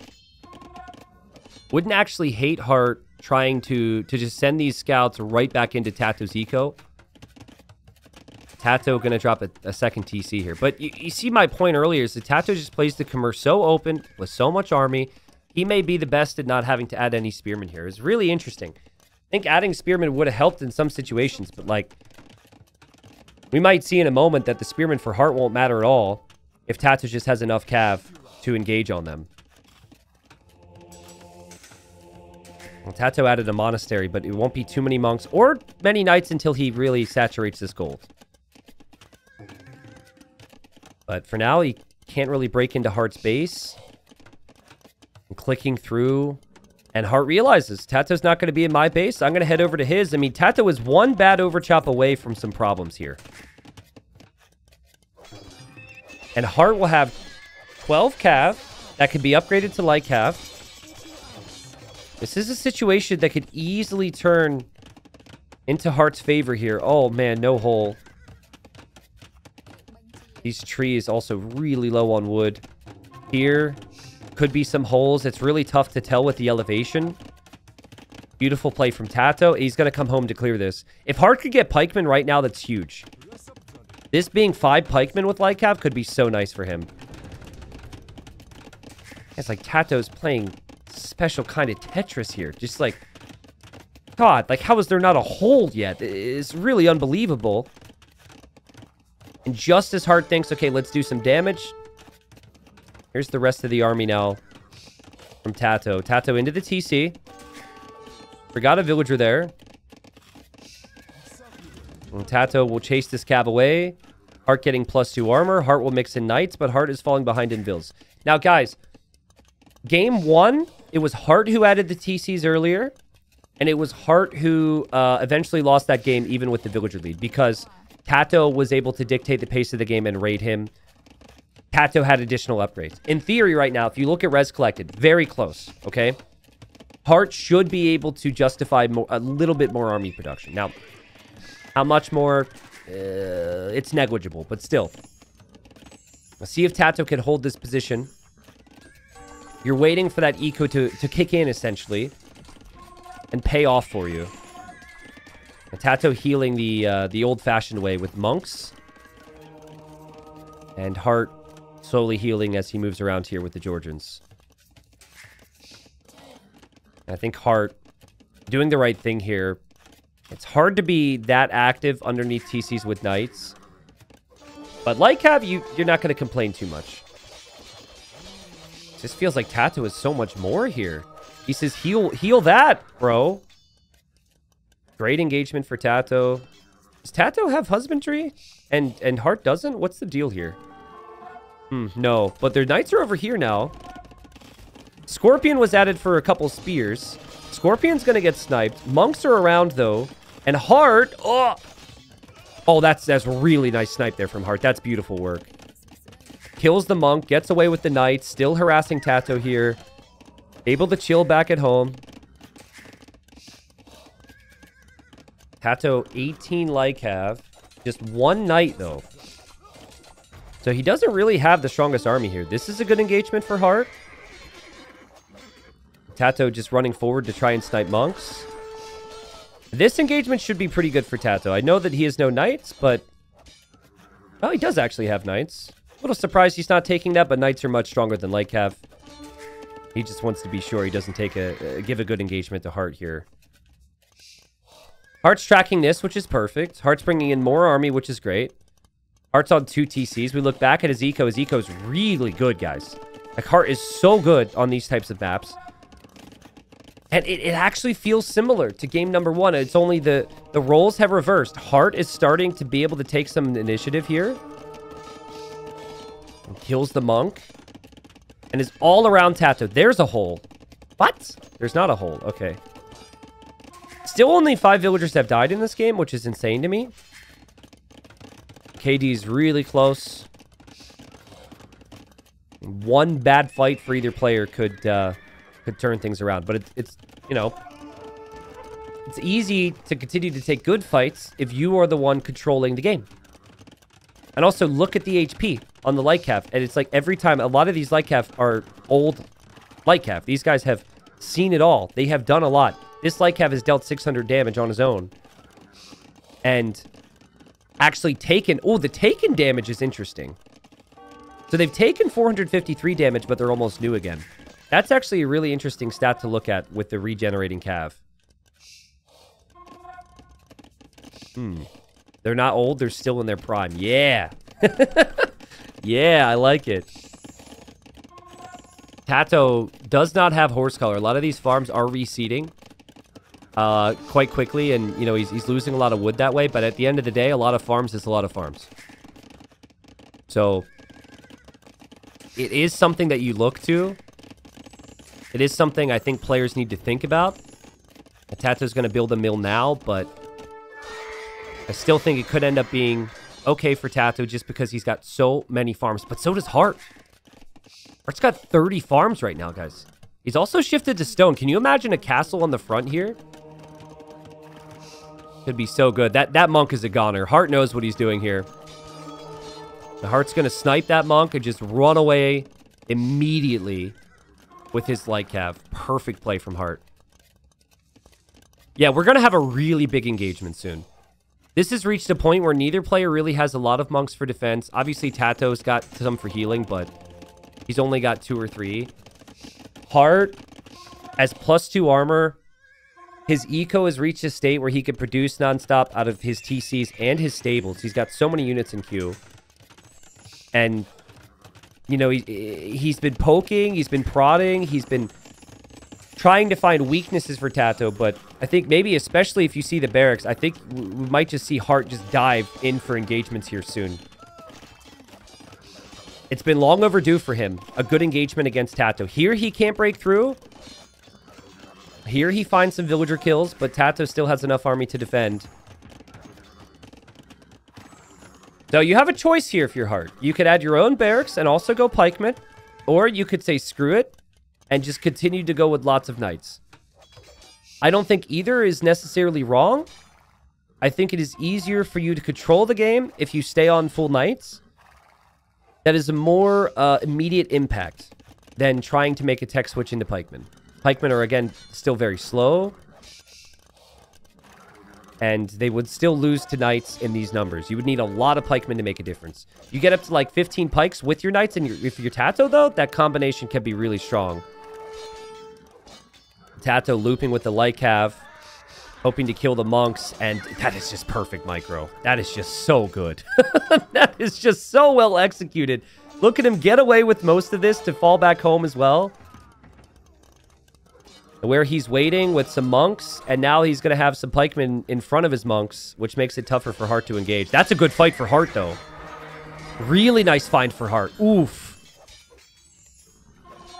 Hearttt, I would love to see that +2 attack. I think if you make over 30 of any unit, you just got to max out on upgrades, man. Maybe not for things that rely on bonus damage, so like pikemen. Don't go getting +2 attack on pikemen when they're already doing like plus whatever they do to knights, but this is a lot of cav. The extra attack would be so helpful here, I feel. TaToH's going to take the fight just as Hearttt wants to build a castle here. Hearttt knows there's monks here. He'll go to kill them. It's a tougher task now. But TaToH doesn't get many conversions. The light cav distraction was great for Hearttt. He is winning this fight. Just barely. The castle's still going up behind this. Now Hearttt might need to run away.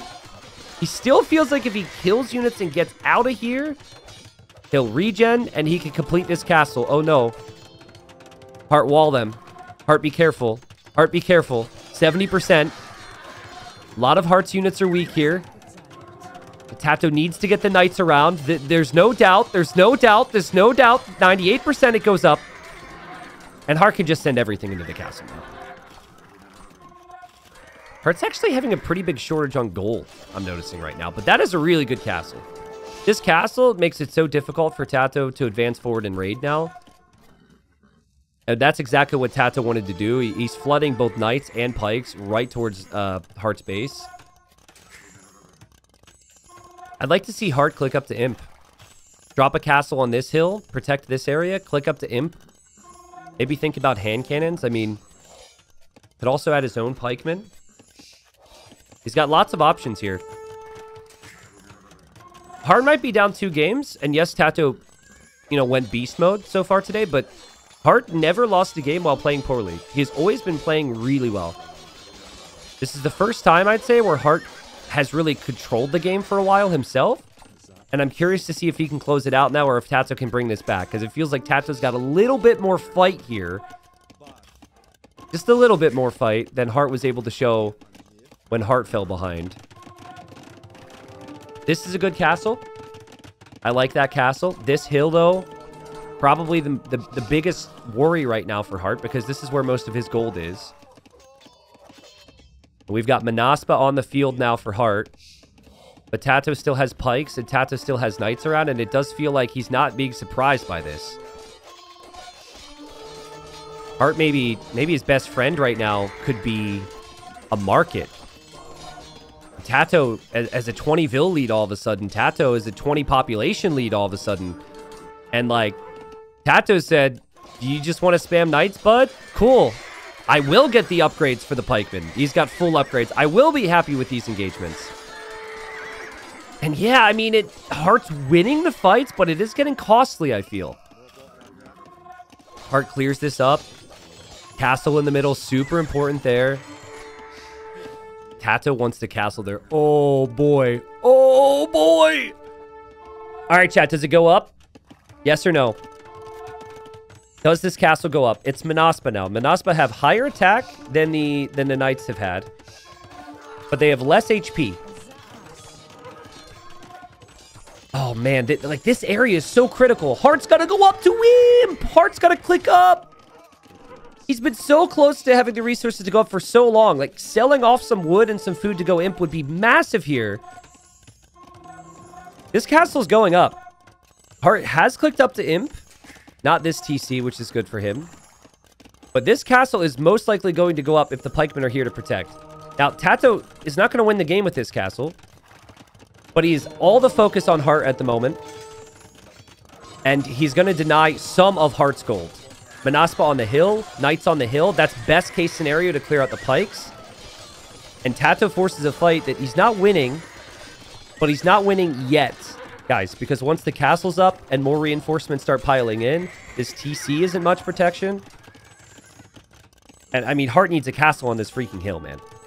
If Hearttt can get a castle on this hill, combined with counterattacks like this is really good for Hearttt. Hearttt can win this game. Hearttt should win this game. Oh, man. Here he goes. Feels like he's got enough army to sacrifice. Enough army that could actually even win the fight still. Plus, he'll have his own spears. His castle will go up, which means he's moments away from Trebs. This is a good fight for Hearttt. Man, Manaspa are insane. That's crazy. And remember, you get more attack on them the more of them you make. It's like every 7th Manaspa in the group gives you +1 attack. Feels like Hearttt is just taking really good trades this game. If you look at the KD, it's been... Yes, some villagers have died, but that's usually or primarily army v army. Nice move from Hearttt to go for his own pikeman, though. I think that's just a safe play. And now that you've got the castle here, the castle here, the castle here, you're protected and you can counterattack. And I don't think TaToH is prepared for a counterattack right now. Yeah, TaToH... He's going to have to build some outposts here or be prepared for this because he's going to lose a lot otherwise. Heartt's an imp. And the GG from TaToH as he realizes he pretty much can't do enough. Interesting to see the stats here. Look at how many military units TaToH created. 92 pikemen, 61 knights, and 30 light cav that game. Whereas for Hearttt, it was pretty much 40, 40, 40. Somehow got the 40 Manaspa. They do produce very quickly, and he didn't have near as many knights as TaToH, didn't have near as many pikes. But his units slowly regen. He always had a few more units in the mix, it felt like, and he was always taking good fights. It was a very calculated approach from Hearttt in a messy game. And you just... I mean, you need more units than the Georgians to beat them. But apparently you need more than this. This was not enough. I guess this isn't counting monks, right? We didn't really see a whole lot more military units. So, like I said, Hearttt, he played phenomenally here. He controlled the game nicely. It did feel like Hearttt sent so much pressure against TaToH, and TaToH didn't break. So, considering the first 2 games, I'm thinking TaToH, TaToH, TaToH. But man, you just kept looking back at Heartt's eco. And 2nd TC, 3rd TC, snagging the relics, building the castles. He played very well. So TaToH won with the Georgians. Hearttt won with the Georgians. Turns out the Georgians are pretty good. But man, these guys are pretty damn good as well. We've got a game 4 coming up. And I mean, if Hearttt looks at his draft, he's not going to be too disappointed with his options. And from there, maybe could tie it up here for us. Now, I am going to use the game stats because my capture age is broken. We don't have a lot to see beyond the eco here. Heartt's macro was phenomenal here. More food than the Khmer. That's tough to do. More stone and more golds. And again, the losing player always having more wood collected. Really interesting how that seems to be the theme between these two. I don't know if this really gives you too much more, but there you have it anyways. Italians, Japanese here on Pacific Islands, Game 4. And this was TaToH's home map choice. On this map, you start with the transport ship. You start on an island which is very sparse as far as resources go long term. This map is basically like migration, except there's 2 areas to migrate to instead of 1. There's also, and this is the most important thing, there is far less fish. So migration, it's like fish boom, fish boom, fish boom if you win the water. Here, there's like very few deep fish in comparison. So, let's think about that. Let's really get our brains churning here, all right? I know you guys are here to forget about thinking and just to chill, but you got to step it up here with me, okay? Let's think about it. So, what does water control give you? If you don't have fish, then what you're going to want is control over the landings, essentially. If you see that players start with transport ships, though, it is likely that people are going to be able to land whatever they need to before aggression comes in anyways. So you keep thinking about it. You're like, okay, you can't necessarily deny the transporting, at least early game. You can't fish. And all of these things, in my opinion, lead to this being a fast castle map. Because it's like water control gives you way less... Like early water control gives you way less benefit. I actually feel as they're both going up to feudal age. So I am very wrong here. I saw Doubt do it. And it looked really good. But I personally feel that fast castle approaches could actually be pretty good. I suppose they could also be quite risky. And I thought... Normally when I introduce things like this, I think I'm going to be right on my call, but I could not be more wrong. So, all right. So weird generation. Usually they're kind of split through the middle. And TaToH scouted this island, and he must have seen something he didn't like. He's determined that this is not the island he wants to go to. If Hearttt starts taking resources here, though, TaToH might be able to notice. Heartt's just going to chop wood and build the dock there. And then TaToH,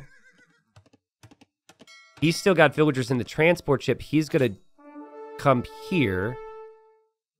And he actually encounters Hearttt Scout. I mean, TaToH might assume that Hearttt is over here because of Hearttt Scout being over here. So you saw Doubt perform a strategy and that made you think it was a good idea? Abso-freaking-lutely. It was incredibly impressive. There's also been other games I've seen it, and it wasn't just Doubt. Like 3 or 4 times I've seen this map before, and 3 villager starts, which might be different. I saw a lot of fast castles. Listen, you can say one thing, you could say a lot of things about Doubt. You can't really doubt his strategy, in my opinion. His strategy, especially for the important events, is always top-notch. So, Hearttt going for galleys. TaToH going for galleys.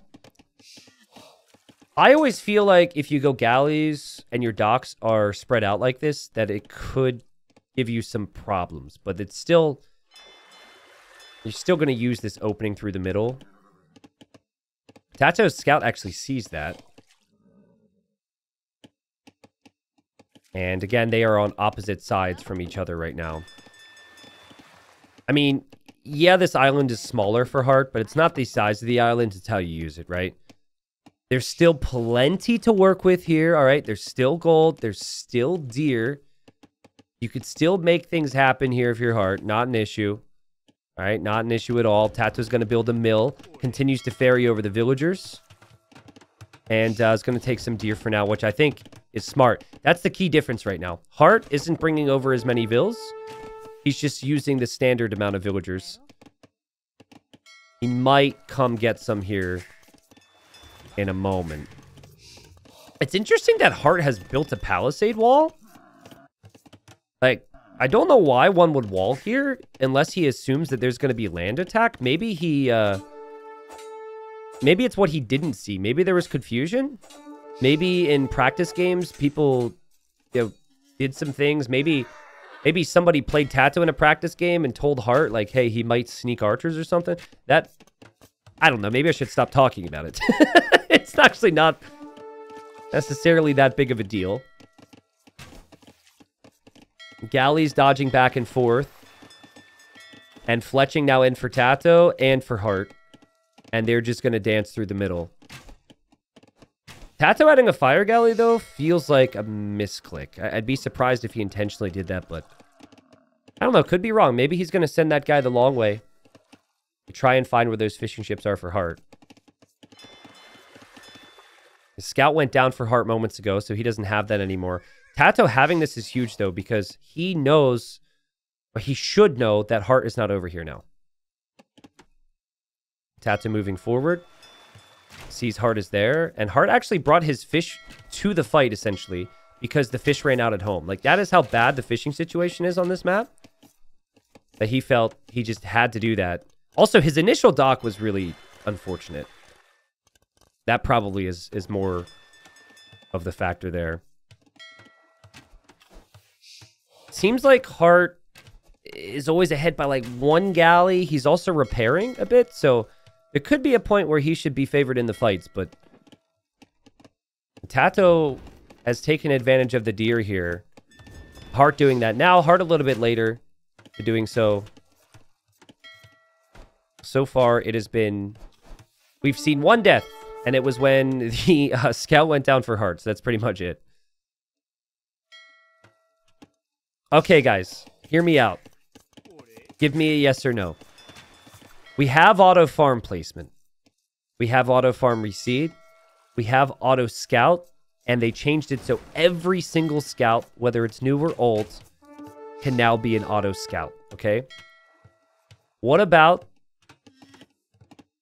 an auto scout on water? Yay or nay? Is that too far? Is that the line? Scouting is really important on water, and it's disappointing because if you auto scout your scout, you're not getting to see so much of this map, you know? That's too far. Okay. I'm just kidding, by the way. Please don't clip this. I don't want to be... I'm not an advocate for that. I don't want people to say that I came up with the idea. TaToH's up first. I mean, that's pretty crazy. The fact that TaToH's clicked up first, he didn't use the market significantly, at least not more than Hearttt did. And it's cheaper for the Italians to go up as well. So Hearttt should have had the edge here in theory. But guys, this series has been so good and so close. Like, it does feel like Hearttt really needs this one though, right? Because it's been so close, it's going to be hard for him to win 3 straight if he does lose this one. Just small differences where TaToH seems to be coming out on top.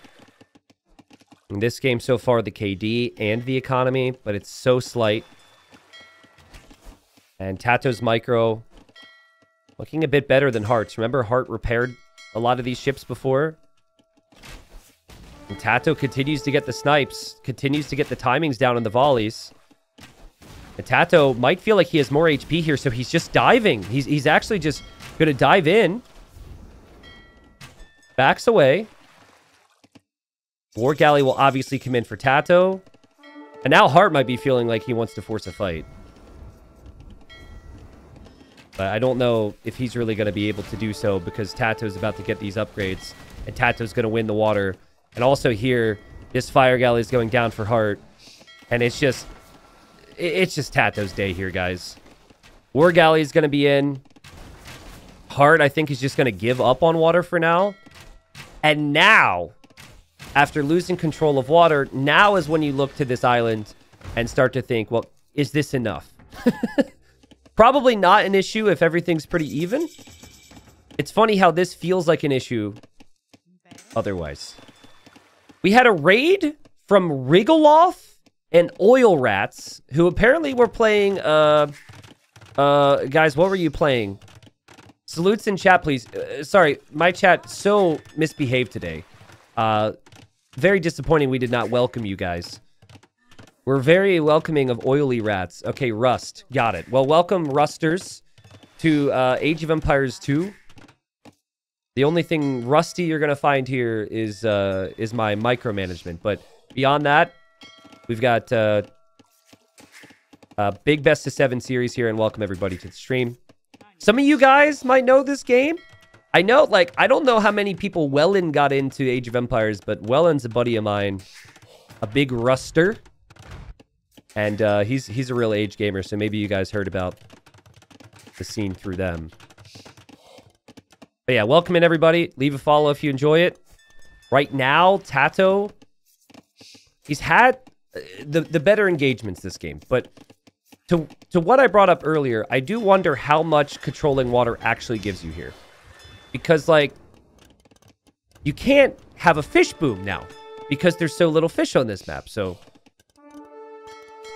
And, you know, he's got some fires on this side. He's got some fires on this side. He's not giving up water control. There's still plenty, I think, that could happen here. Explain what's happening here? I mean, what information do you have? Okay.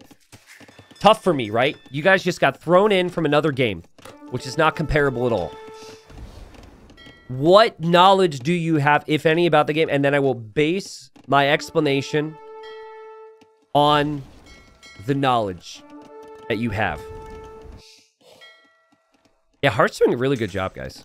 Really good job. This TC macroing nicely. I mean, he eventually needs to leave, but I like how disruptive he's being with fires. The eco looks pretty solid over here. Okay, someone played the campaign 20 years ago. Okay. William Wallace. Okay.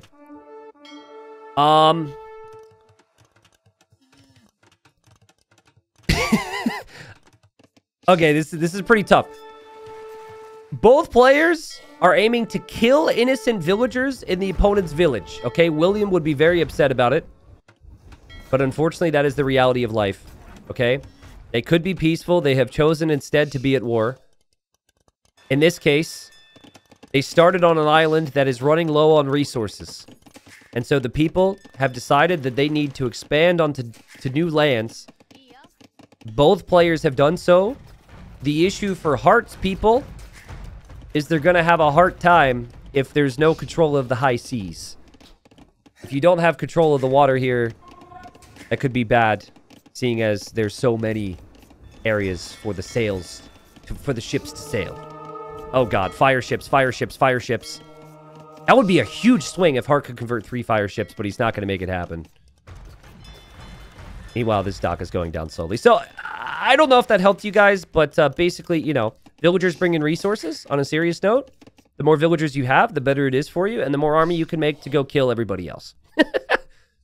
But we're not that mean about it here. You don't think about, you know, how sad it is for the innocent villagers. Or the fact that the villagers are not getting paid a salary and, you know, probably would prefer to do something other than this all day. You don't think about that. You don't think about how this guy probably needs sunscreen and how he's going to have massive sunburn the following day. We just don't address those topics here. TaToH has collected 1,500 more resources, and he's got great water control.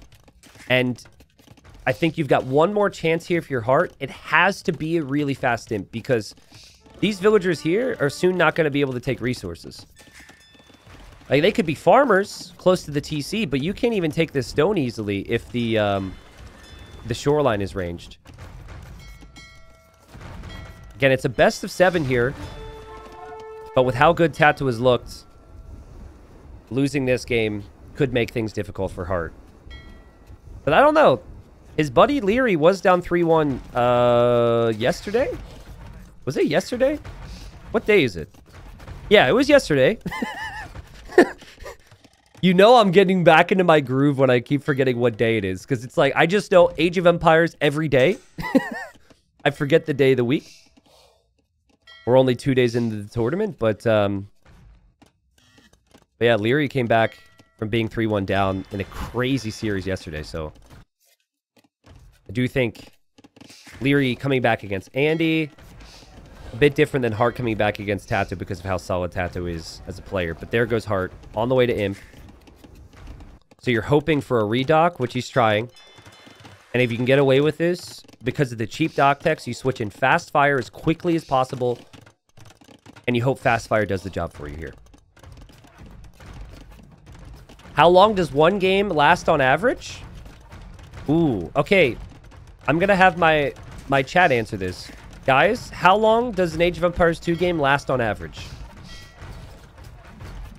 God, I'm so disappointed. People are giving legit answers. What? I promise. My chat's over. Yeah, it depends. Yeah, it really depends. It depends on your settings. You know, if you're an uber noob, if you're a pro, it really does depend.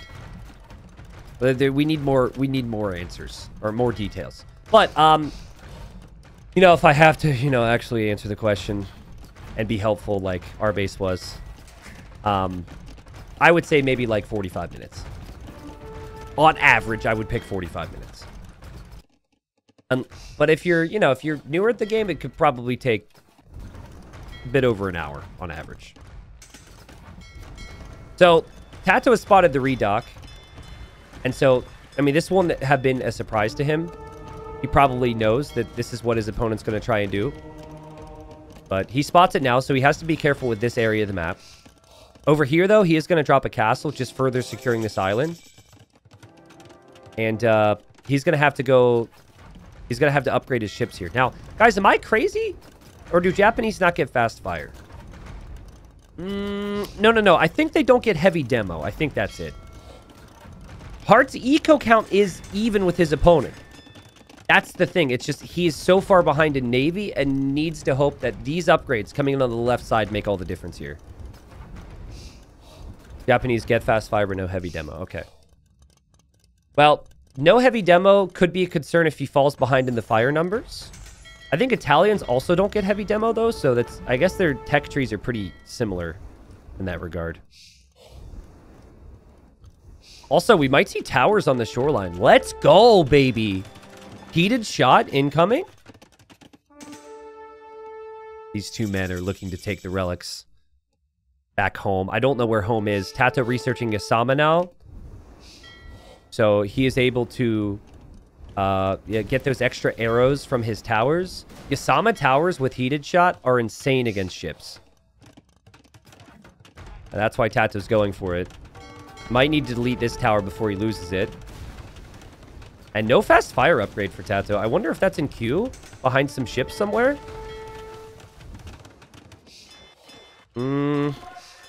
No, but he is dropping towers everywhere. I'm guessing he thinks he has that upgrade and now realizes he doesn't have it, and there we go.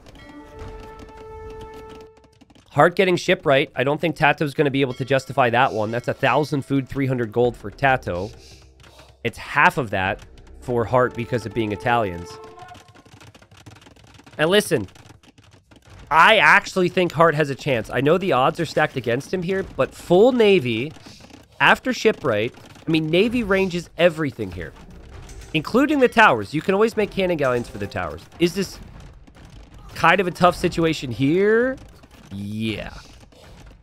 But I'm trying to be hopeful here for Hearttt, who, again, probably really needs this one. And fires will loop around here for now. I mean, this is good. You try and hit as many different areas as you can. But this castle is just a little too close to the shoreline. Oof. Also, TaToH, you need to delete this, Hearttt, because TaToH's bringing a treb as well, and he's just going to treb right over the river there. And TaToH has his towers up. Let's see how much damage they're doing. I mean, that is an ungarrisoned tower. It still seems fairly significant, but it's not mind-blowing yet. I think heated shot could come in to add to the damage there. Hearttt deletes that. And now he builds another castle, but this very tiny little constricted island he started off on is starting to feel a whole lot more cramped right now because of how TaToH's playing this. I still love the fact that Heartt's playing on. Score can be really tricky on water maps, and he still hasn't taken significant eco losses. Galleon and fast fire could be the way to go for him. I want to see TaToH. He's making cav archers. I wanted to see where he's going to send them. I feel like he wants to transport cav archers over here. Yeah, Hearttt is almost out of trees here, guys. This is a fairly realistic real-world scenario here. And unfortunately, these freaky villagers are just going to travel somewhere else and chop all their trees as well. Crazy. More university upgrades for TaToH. Treadmill crane. So he builds a little bit faster. That's probably for more towers. We've got cannon galleons in queue for Hearttt. Still, Navy count looks pretty good. Bold statement. Ready? Hearttt wins this game. I know, that's crazy. Hearttt wins this game. TaToH's not producing Navy. He's being so fancy. He's doing all the things that all the, you know, the amazing nerds in my chat want to see. But it's a Navy map. Uh-oh, well, hold on. I kind of forgot about the whole Treb situation. Forgot about that possibility. This could be really good for TaToH. TaToH will likely take this castle out right away. Hearttt needs to deal with that. Oh, God. Oh, no. Okay. Can I take it back? TaToH's now here, building towers, and he's brought cav archers to the wasteland that is Heartt's eco. This is fine. This is fine. Where are the cannon galleons for Hearttt? There they are. I actually somehow clicked them. The cannon galleons could slowly take out the towers. I guess the problem is the slowly. That it's just going to take too long to take out these towers with 2 cannon galleons. You need more. And oh no, TaToH's building towers over here. TaToH's he takes the castle out. He'll take the buildings out. His trebs are protected. Oh no, it's working. He's upgraded to keep. He's getting arrow slits. The towers are so much stronger than they were before. And what this means is TaToH has a little bit more time now to get the upgrades on Navy, which is what we wanted to see. And like I predicted, TaToH closes it out and wins the game. Listen, I didn't realize TaToH was going to be in 6 different spots 2 minutes ago, okay? I get that it was a very bold prediction. That's why I called it a bold prediction, chat. It wasn't an easy prediction. It was a bold prediction. It would have looked epic. Tales would be told for centuries about that prediction. Anyways, well played from TaToH. And again, it's like Hearttt is showing a high level. The game is going late. But TaToH's just slightly better, right? Like, hasn't every game gone to Imp? I somehow forget what game number 2 was already. Game 1 was Land Madness. Oh, game 2 didn't quite go to Imp, actually. It was late Castle Age on Kawasan. But all the other games have gone to Imp, and Hearttt has stayed with him. Hearttt needs more wins, and I need to remember my capture age is bugged, so we could look to this statistics screen for now. But it was just a super clean transition for TaToH economically. More of every resource collected. This is the big thing we wanted to look at, and obviously he was able to spend it and use it very nicely there. GG. Okay, so this map, we don't really have a lot of time to break things down. This is immediately a horse race, and not like a Kentucky Derby horse race, but a race with your horse to the boar to bring in the meat back home. You've got 8 boars around, and players are going to try and bring in those boars as quickly as possible, so the opponent can't have them for themselves. I like what TaToH's done, because he went to the boar that was to the side instead of these 2. And Hearttt did a similar thing here. And as you can see, like, TaToH is currently looking with this Vil for a boar, and it's not here because Hearttt ended up snagging that already. Yeah, Mongols were on the ban list, as well as a lot of other civs, Exalted Oreo. There's always a random ban of, like, 12 civs before each series. And, yeah, Mongols would be insane here with all the hunt. No Mongols available. So let's... I guess there hasn't been as much aggression as I was thinking there could be, but Heartt's being annoying here with the horse. The Romans, I'm never going to doubt on a standard land map, right? If water gets incorporated, that's where I start to question the Romans a little bit more. But the bonus of 5% more efficient at, like, pretty much everything, it is what it is. That extra efficiency is so helpful. So if you're a player out there who kind of struggles in this game, and let's say you're not great with archers, Romans might be one of the best civs for you, honestly, because their archers are not good, and their overall efficiency is improved. Even if you have a super inefficient eco, it is still going to be slightly more efficient. So yeah, Romans are good. Because this map is so open, I feel like the spearmen and the scout play from Romans could make sense.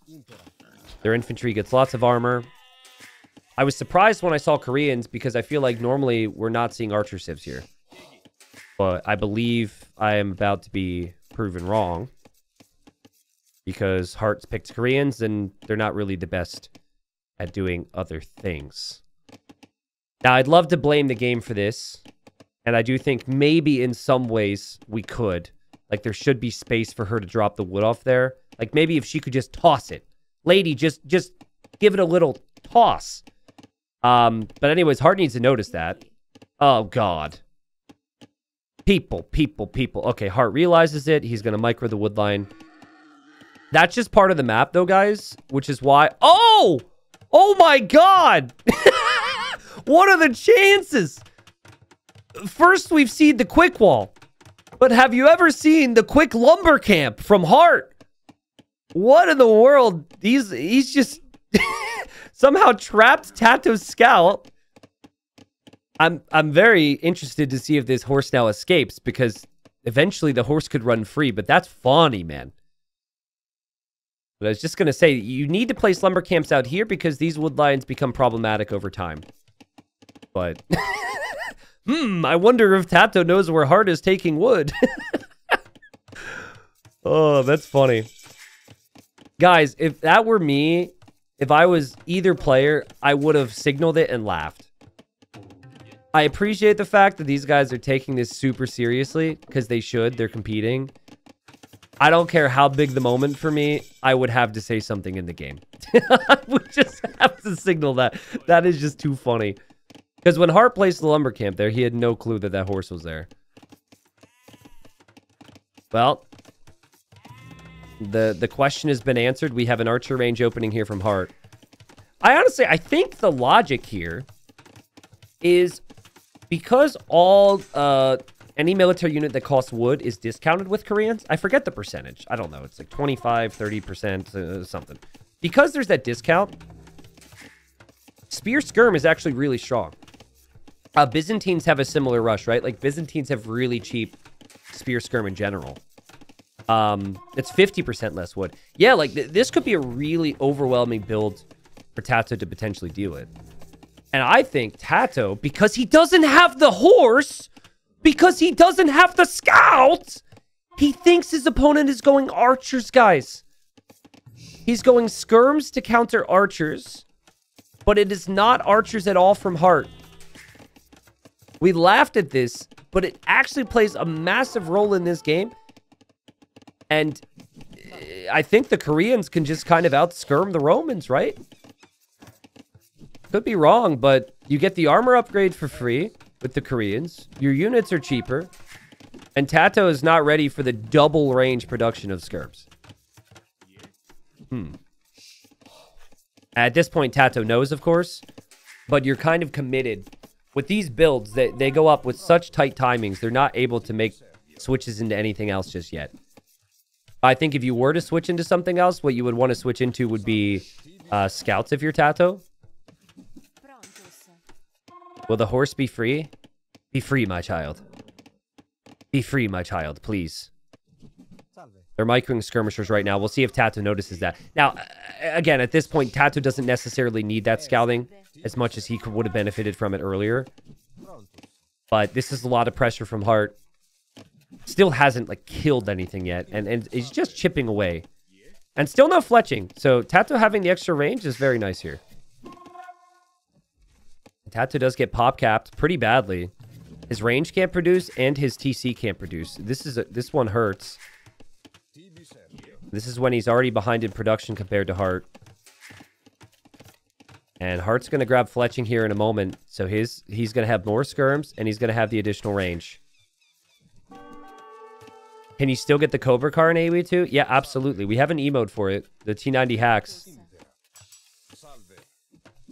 Everybody likes that Cobra car. There's a mill from TaToH. This is an important part of this map. Expanding. And two random spearmen attacking each other here. That is a lot of skirms. So how do you counter skirms? You make more skirms, apparently. Also, this is kind of a funny image, but TaToH is slowly winning the spear war. Do you guys feel like... Actually, no. Heartt didn't have fletching, so it makes sense why he was so relaxed. I'm curious now on if he dives on this, because Now, you have the numbers advantage. There should be no waiting around, and that's exactly what he does, as he just moves in now. TaToH drops a tower, meaning he's exposed over here where he is mining stone, and he probably wants another tower. Now, if you remember Hearttt had his horse, and he actually did a run by here and saw this. I don't know if TaToH will have noticed that his opponent knew about this, but I think TaToH recognizes he needs a tower here right now. And he's going to drop it. The bad news for Hearttt is it really takes a lot of volleys to kill a villager. But with this many, you're going to get close. Oh, TaToH, just stop it. That's so unfair. TaToH saves that villager, gives himself a little bit more time to build the tower, and TaToH's done a really nice job not to be broken thus far, where a lot of players would have struggled. The tower is now enough to protect the area. I'm still noticing that TaToH is getting housed a lot. Like, it feels like it's going to happen again. I noticed that in the earlier games as well. Like, and these are bad, right? Because he can't produce out of his range at all, and he can't produce out of his TC. At least in this case he can, but in the past he couldn't, so. Horse update. Horse is still chilling. Could be put on auto scout, which could certainly help TaToH to get a lot of vision on different things. Romans have very cheap scorpions, which could be quite good against skirmishers. They also have good infantry. They also have good knights. So his Hearttt still wanders around and is just hoping to kill something with all these skirms. And he's still making more skirms. Oh my god, he's going to have 20 skirms in feudal. TaToH is maybe thinking about how to counter these things. Market for Hearttt. Someone says, how do you counter skirms in feudal, like in normal way? So, scouts are good against skirms. The problem here is Hearttt knows he's exposed against potentials of scouts and can mix in spears with the skirms. This strategy Heartt's going for is really underrated with Koreans. It's known for Byzantines because of the cheap trash. It's known for Lithuanians because Lithuanians have faster spears and skirms. But yeah, I mean, it's just Hearttt is essentially knows he's exposed against scouts and is mixed in spears. And what is TaToH doing? He's making scouts somewhere. He's made the stable over here to clear this. So this is... When I saw Koreans, I called it out in Dark Age. I think it's a great play, this choice here. TaToH, though, is going to counterattack with skirms. This is interesting. How does Hearttt deal with this? Hearttt doesn't have a stable. Hearttt has killed a villager here. Hearttt just has to fight this back with Vils for now, but no tower for him. It's slow, but effective against Vils if TaToH is able to micro that. It's important right now that Hearttt doesn't know. He does know the stable's available. He scouted it with the horse. I think the scouting has really worked in Heartt's favor here this game. Because now he knows just to wait with the spearman. I don't know if TaToH knows that Hearttt knows, but this build is crazy. Also, this is especially effective because on this map, the players are right on top of each other, right? Mobility isn't as big of a factor on this map. This strategy works well when you're in your opponent's face. If there's long distances between the bases, it becomes a problem. T90, try and explain to non-AoE2 people how 30 javelins don't kill a person. Listen, people were just much stronger back then. These days, we live our cushy little lives, and we think we can't manage 30 javelins to the face, okay? But back then, that was just common. That was a Tuesday back in the day. And now we're just... Oh, man, my hotkey's broken. I gotta fix it because of a patch. Now we're just such complainers, you know? They were taking javelins to the face. Okay, this is a problem for TaToH. These skirms are going to be upgraded. He needs to kill this before this gets worse. And I'm afraid it has gotten worse already. This is a problem for Hearttt, though. Heartts will slowly lose these villagers, and everyone knows a slow death is much worse than a quick one. This is just crazy skirm numbers. This is crazy. Scouts aren't a counter to skirms. What are we talking about? And, I mean, Hearttt hasn't lost his villagers here. He still might. He's going to send over some reinforcements here. And TaToH hasn't clicked up yet. I like what Heartt's doing. I think he should just keep moving in to kill Vills. It's going to slaughter Vills so much faster now that he has upgrades. And he's killing the scouts fast enough as well. We're going to have another game in this series, guys. This is a great strat. I've loved the theme. I freaking love this, right, as a caster, is when you can tell people put in the freaking work, man. And no one really in Warlords so far has looked clueless in terms of strategy. They always seem to have a strong idea.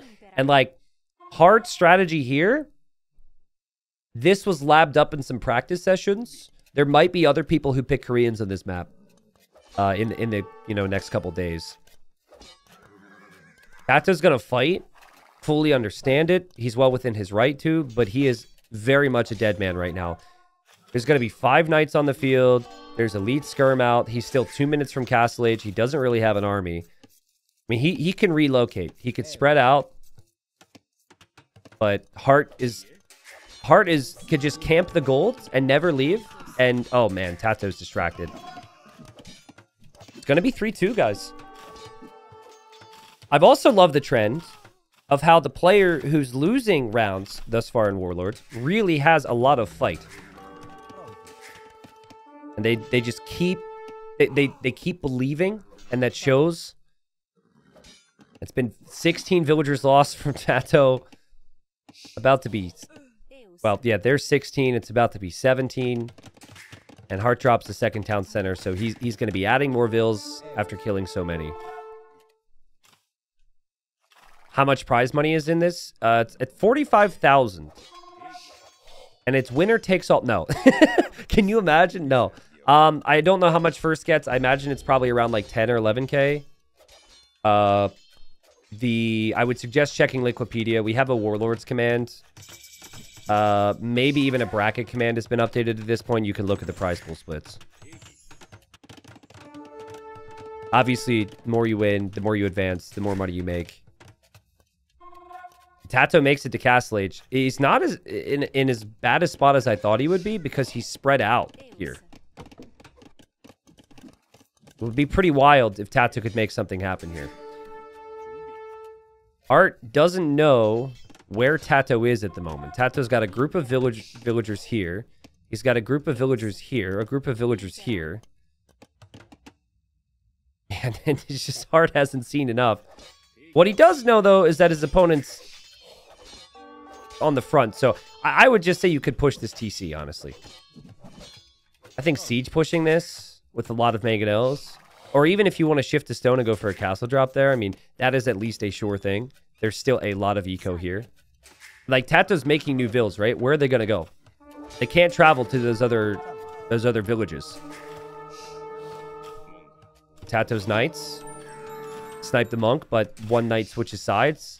And that's a very smart knight right there. I would probably do the same with how good this is looking for Hearttt. Don't call me a coward.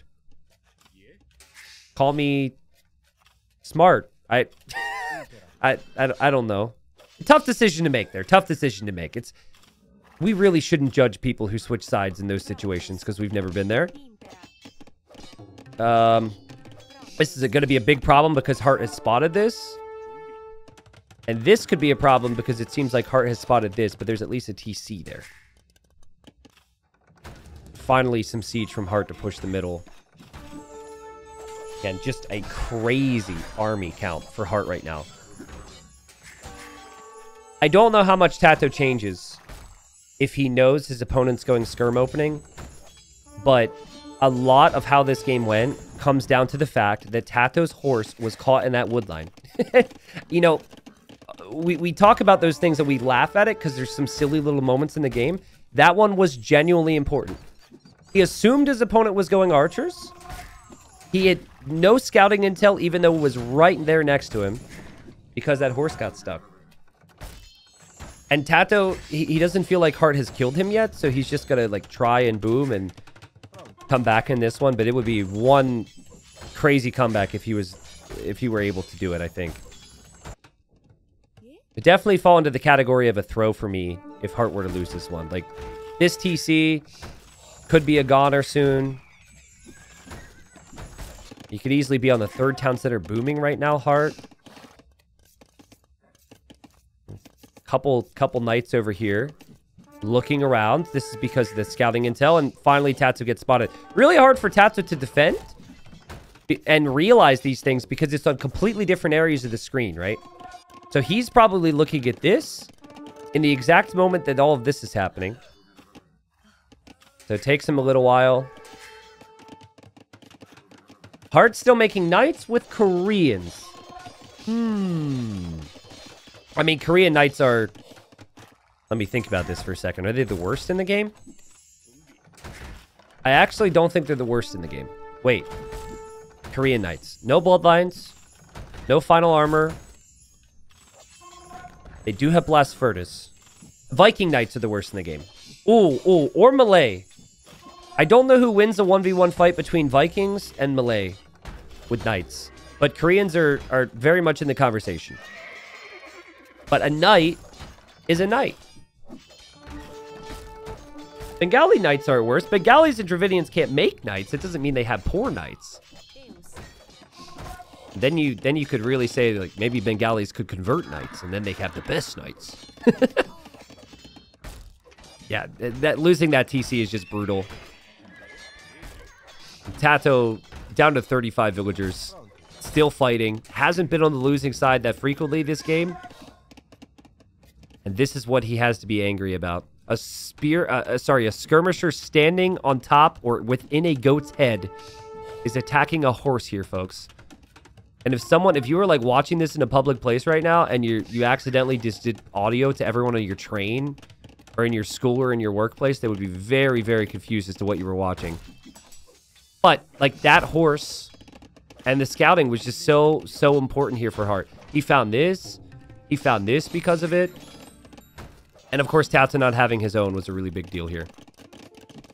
GG's called from TaToH. I'm glad he called it because I was having to get really creative on what I talked about. And I'm glad we get more games.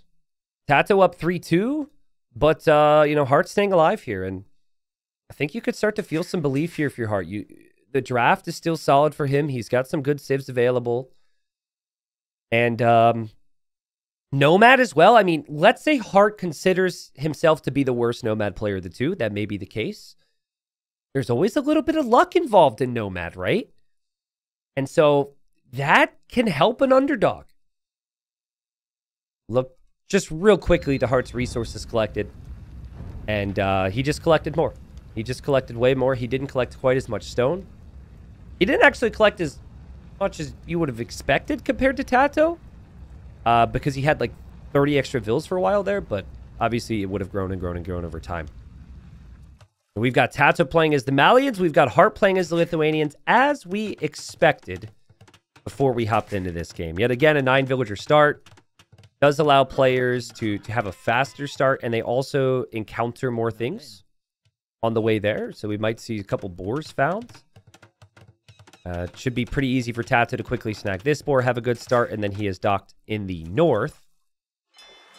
And then in the south, Hearttt is building his TC. And then he is docked in the west. Now, I'm curious on this, but I feel as though if a player goes 2 villagers on the shorefish, and this seems to be something we talk about every time, I think you have to go fast feudal for water if you do this. Because... well, no, I'm stupid. There's another shorefish right here. It's fine. Anyways, you get the food in a little bit faster from the dock. It's not that big a deal, but I don't know, for whatever reason, it's something I've focused on and some players are doing in these 9-villager start Nomad games. But yeah, last time we saw that, the player ran out of the shorefish and then basically made another dock on a new shorefish. So I was just thinking maybe we're always seeing that second dock come up if the players have thought about that. But you could always pull the villager away, if you're TaToH especially, because TaToH's pretty close by. So, TC positions. Again, bit of luck involved with Nomad, of course. You don't really know you know, what you're going to be next to. But I think they're pretty good. Don't think either player could really have any complaints. I think I would probably prefer... I don't know. It's really close. I don't think either player's TC position is necessarily better. Maybe Heartt's dock position is slightly better if he's able to fish freely long term, but... What's interesting is their TCs are far apart and their docks are far apart. And the players don't know this information. In fact, TaToH, he scouted the shoreline here, looking for the dock. He hasn't found it with the sheep yet. So if he never loses his sheep, he's going to assume he hasn't found the dock. But he's already passed this area because of this little peninsula here. So he may make strategy decisions thinking that Heartt is far away with the fish, when actually Heartt is pretty close by. Oh, TaToH looking for another boar right now. Just missing that. And then what about Heartt? What can he see at this point? Well, it's kind of funny, but he also just missed TaToH's dock. T90 blind in chat, anyone? That's, that is really funny. Usually, both players are finding the dock location and the TC location. But you can use process of elimination here to maybe think that your opponent is far away. But I mean, I would be concerned if I'm Heartt, I'd be concerned my opponent has a dock here maybe. So, all right, both players have gone up. And ooh, hold on a second. Ooh, okay, so on this version of Nomad, there can be ponds. And Heartt sees a house. And usually, the houses are going to be near the docks. You see this in the north? And you see this over here in the west? So Heartt is checking this. If he checks it thoroughly, he might be able to think that TaToH's not there. But that might be something that is confusing him at the moment. Because he hasn't seen his opponent's dock yet. Villagers are going to go to gold tier for Heartt.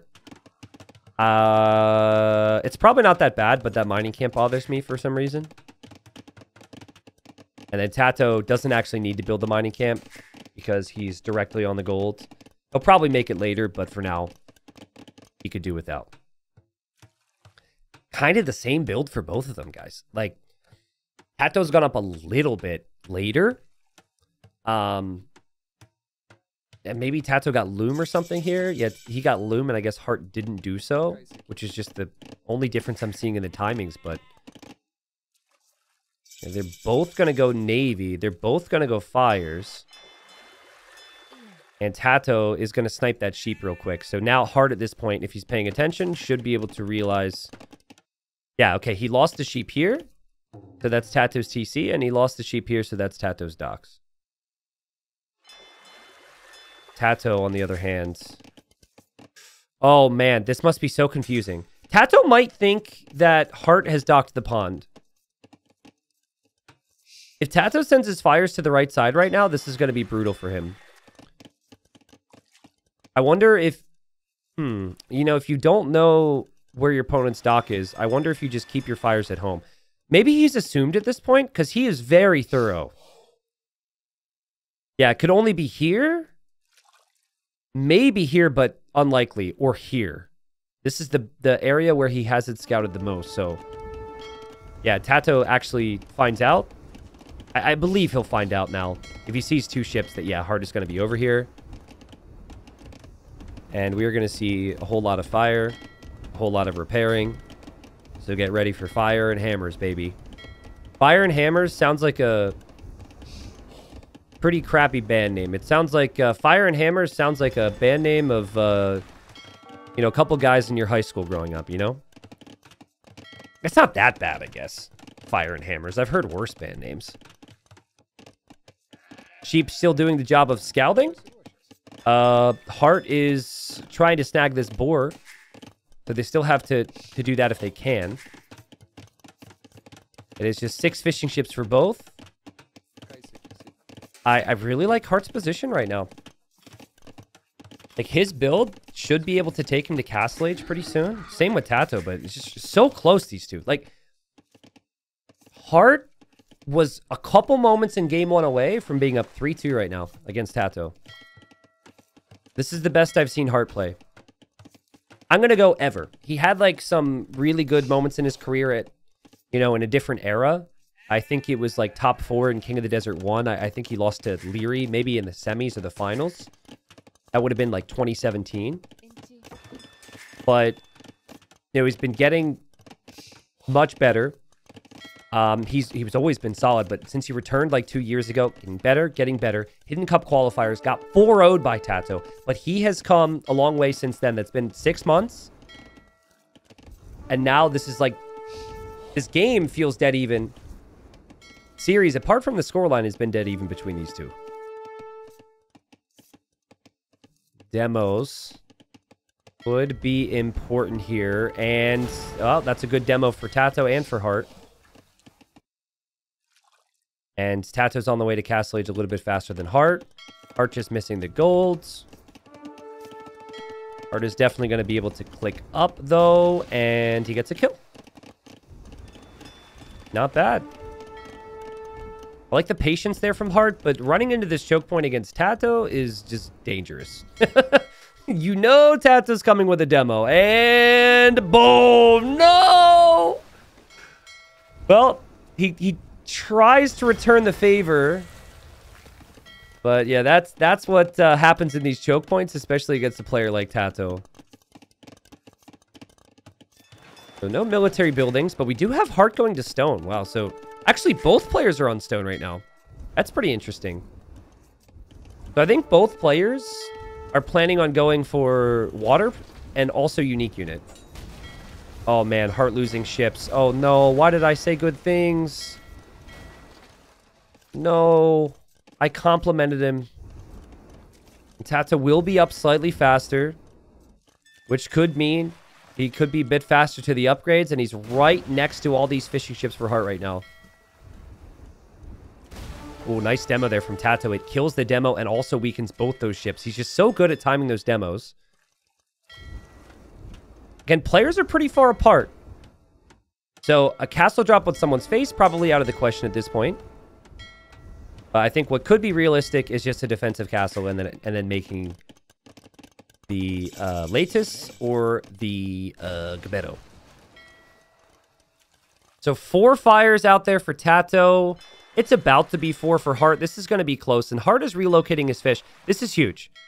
I think, like, his eco is good enough otherwise, where if he loses his fish, but still remains competitive to try and disrupt TaToH's fishing eco, he's fine. With Lithuanians, when you drop each town center, you get a boost of 100 food as well. So that really helps you with managing your eco in situations where you're starting to lose the fish. I think TaToH realizes that he's fled right now. Or at least he's trying to get us around.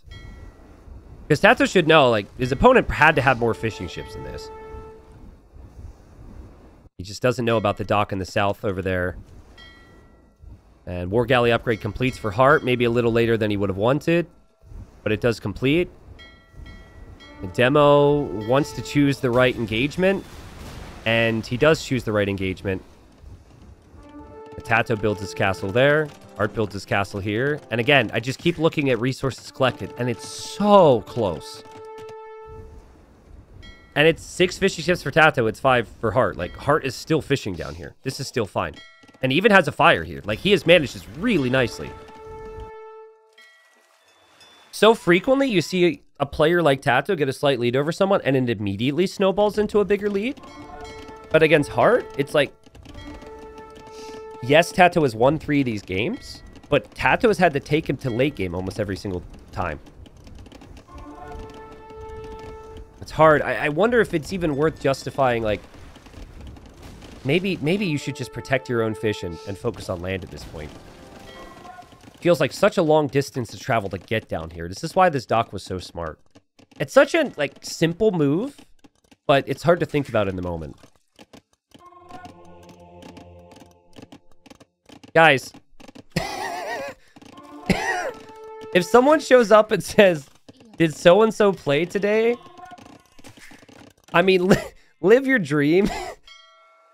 But, like, don't just say yes and then say the result. They might want to watch the games.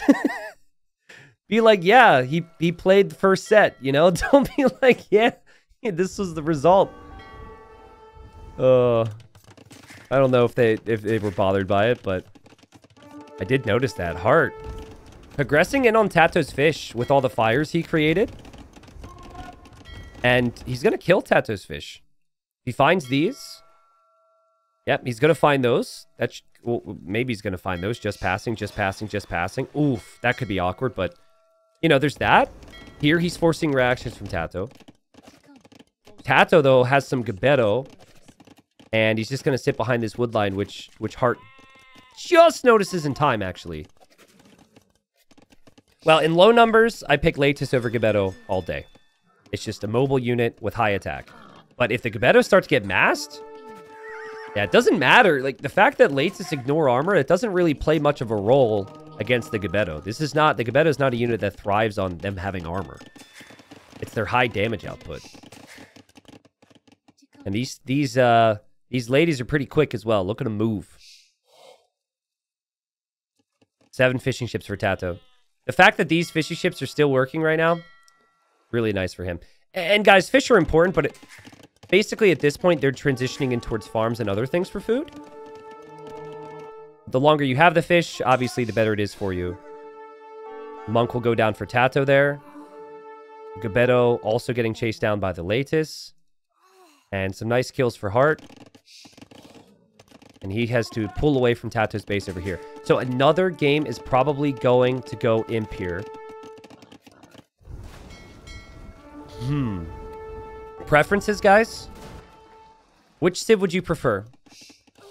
Would you prefer Malians or would you prefer Lithuanians? Especially considering they're making their unique units.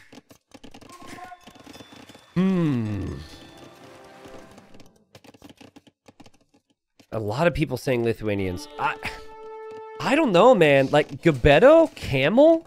What? Lithuanians could struggle against that. I think, like, if I could pick a civ for late game with unique unit in general, against, like, you know, you play one game like that against all civs, I would pick Lithuanians. Malians, though? Gabetto's no joke. Their camels are no joke. I think it's very close. It's tough for me to say, honestly. Right now, you're seeing both players boom. It feels like a nice game for a 4 TC, 5 TC type play. And I don't think we have the emote anymore. I was going to ask you guys to do it. I love the stone wall. Because TaToH are faster and they could use their mobility. If you add the stone walls, it makes it so difficult for that to be a factor anymore.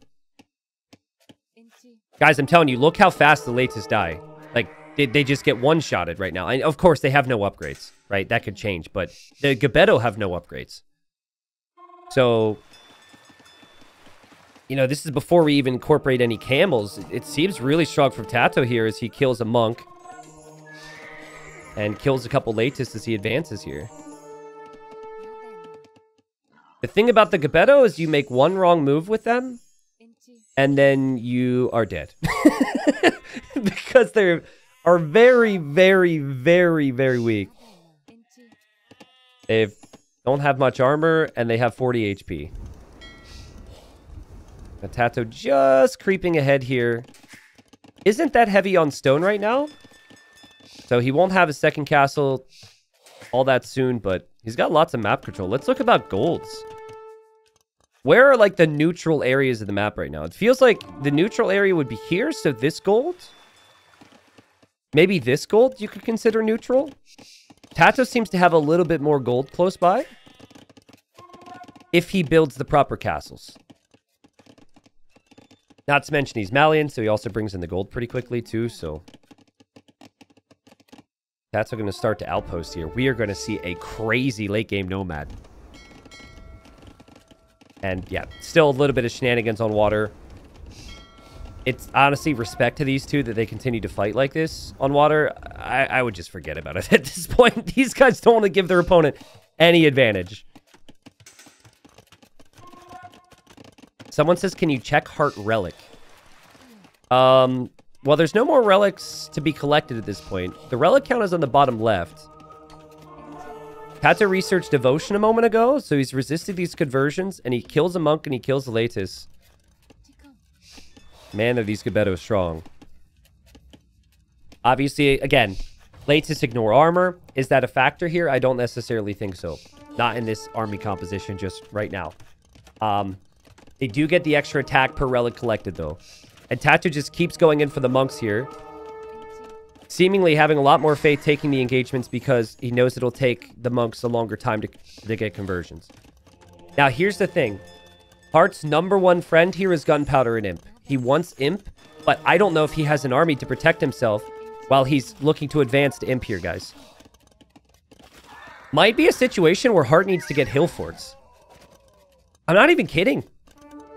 I don't know what resources it costs, but I've seen situations. I've done it. I've also been on the other end of hill forts where someone's got range units running into my base. If you get hill forts, it gives you enough range to force all of that away. I guess TaToH's not going to advance in. Did Heartt just delete a monk? I think Heartt just deleted a monk. Oh, no. He became an atheist. And they wouldn't let him change clothes. I think he placed a house foundation, and he tried to delete the house foundation and deleted one of his monks. Skirmishers aren't actually that great against the Gebeto. I do like mixing in skirms, though. Because it's something you can make before you get to hand cannons, and it's still something else. You know, it's still, some nice ranged attack. But this isn't an archer unit, so if TaToH actually gets upgrades, then it becomes a problem. It's just... You don't do bonus damage against it. It's just, like, whatever low damage amount of damage the skirms do. Which is still something, because this is 40 HP, but it's not great. Heartt has 43 deaths, and TaToH only killed 42 units, and people continue to point that out. Yeah, I think he lost a villager to a boar at one point, which is honestly understandable in a game like this. It's such a close game right now. TaToH showing that he's going to continue with Gebeto. I mean, was there ever any doubt with how many he's made so far? And we might get our answer. Like, which civ is better here? Because, I mean, it's dead even economically. I think that if Heartt goes hand cannon, I honestly think it's worth it for TaToH to try and kill those monks. If Heartt goes hand cannon here, TaToH's going to have to go something other than infantry. And Malians don't have great range units.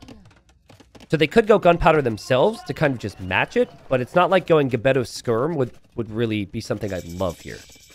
Light Cav makes a lot of sense, though.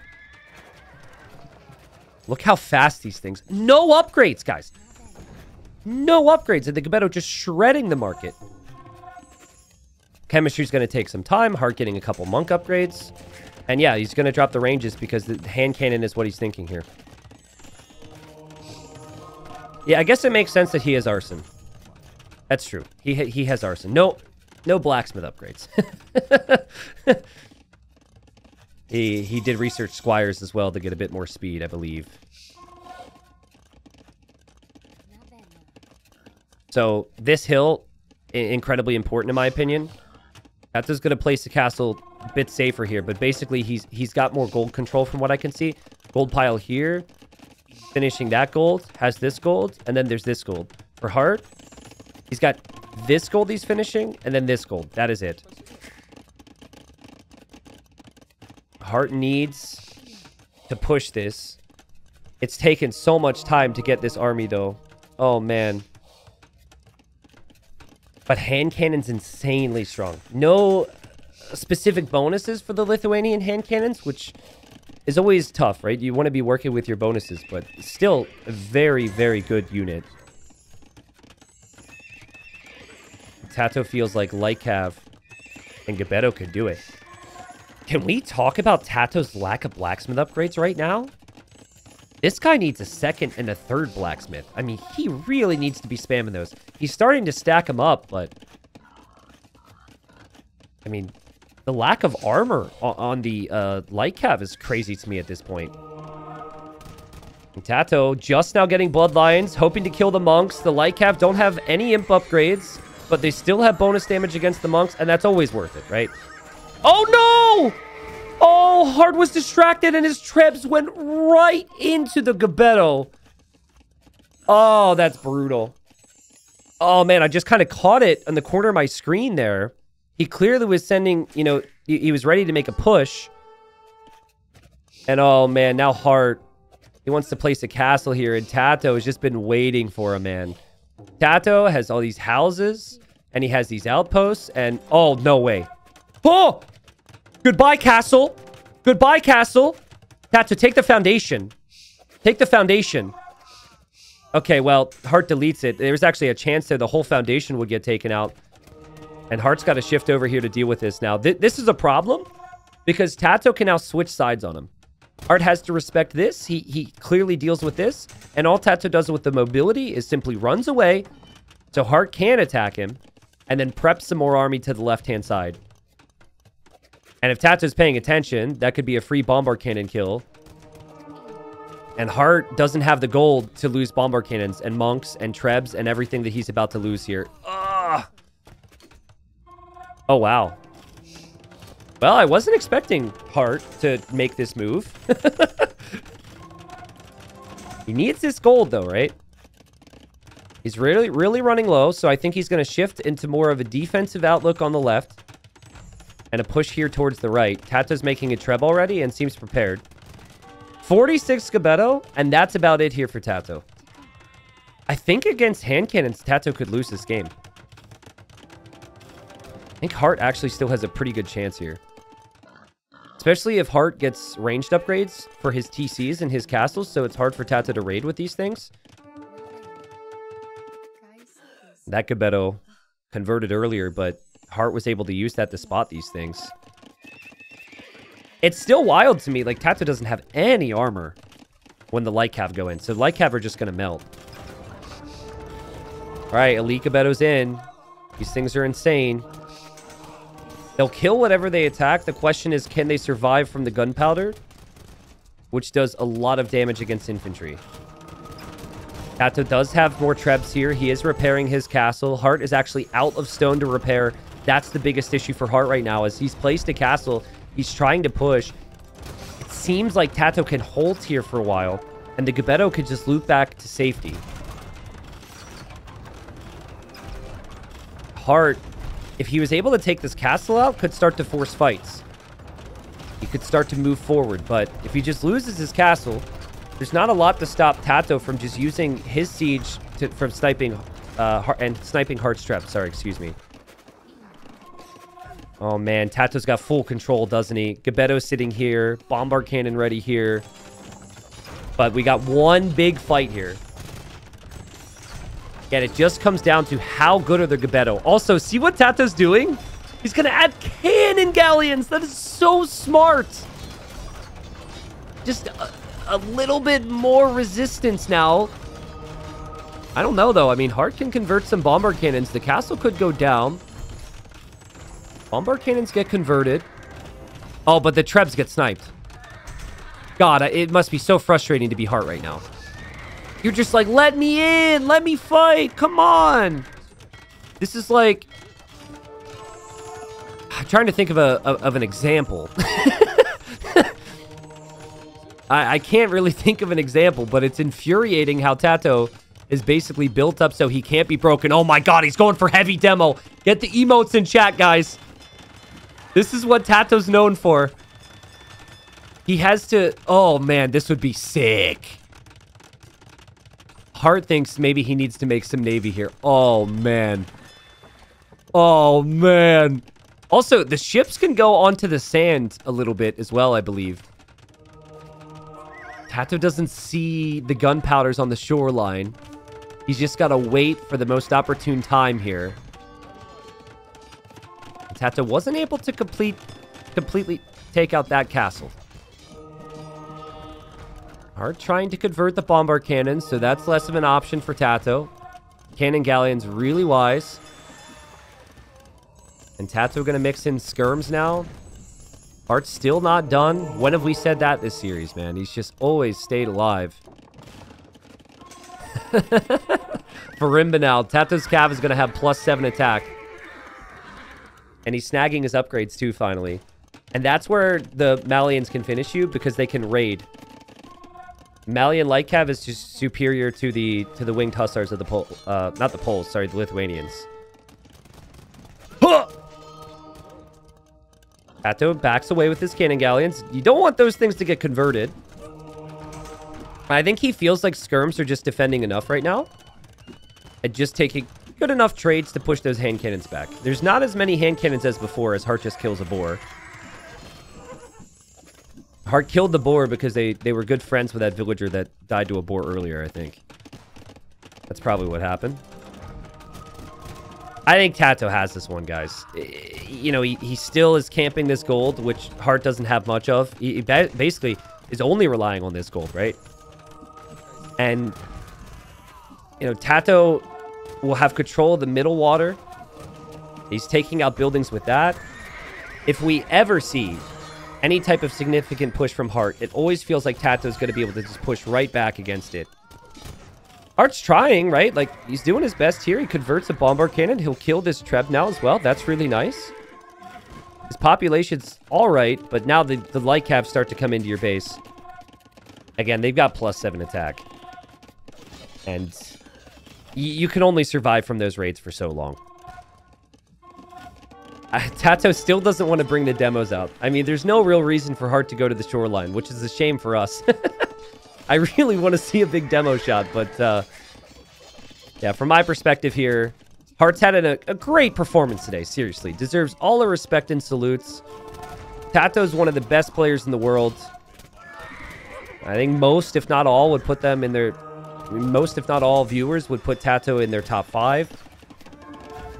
I couldn't really, you know, dispute that myself, and Heartt felt like a top 10 performance today against a top 5 player, honestly. If that's what I had to say. Like, I know that this will put him out in the first round of a top 16 events. Kind of hard to split hairs with the way the scene looks right now, but he's played amazing. Now, Heartt, please give us the demo. Oh, no, the bombard cannons. Oh, oh, pain. I so badly want to see a demo shot here. Heartt's lost 53 eco this game.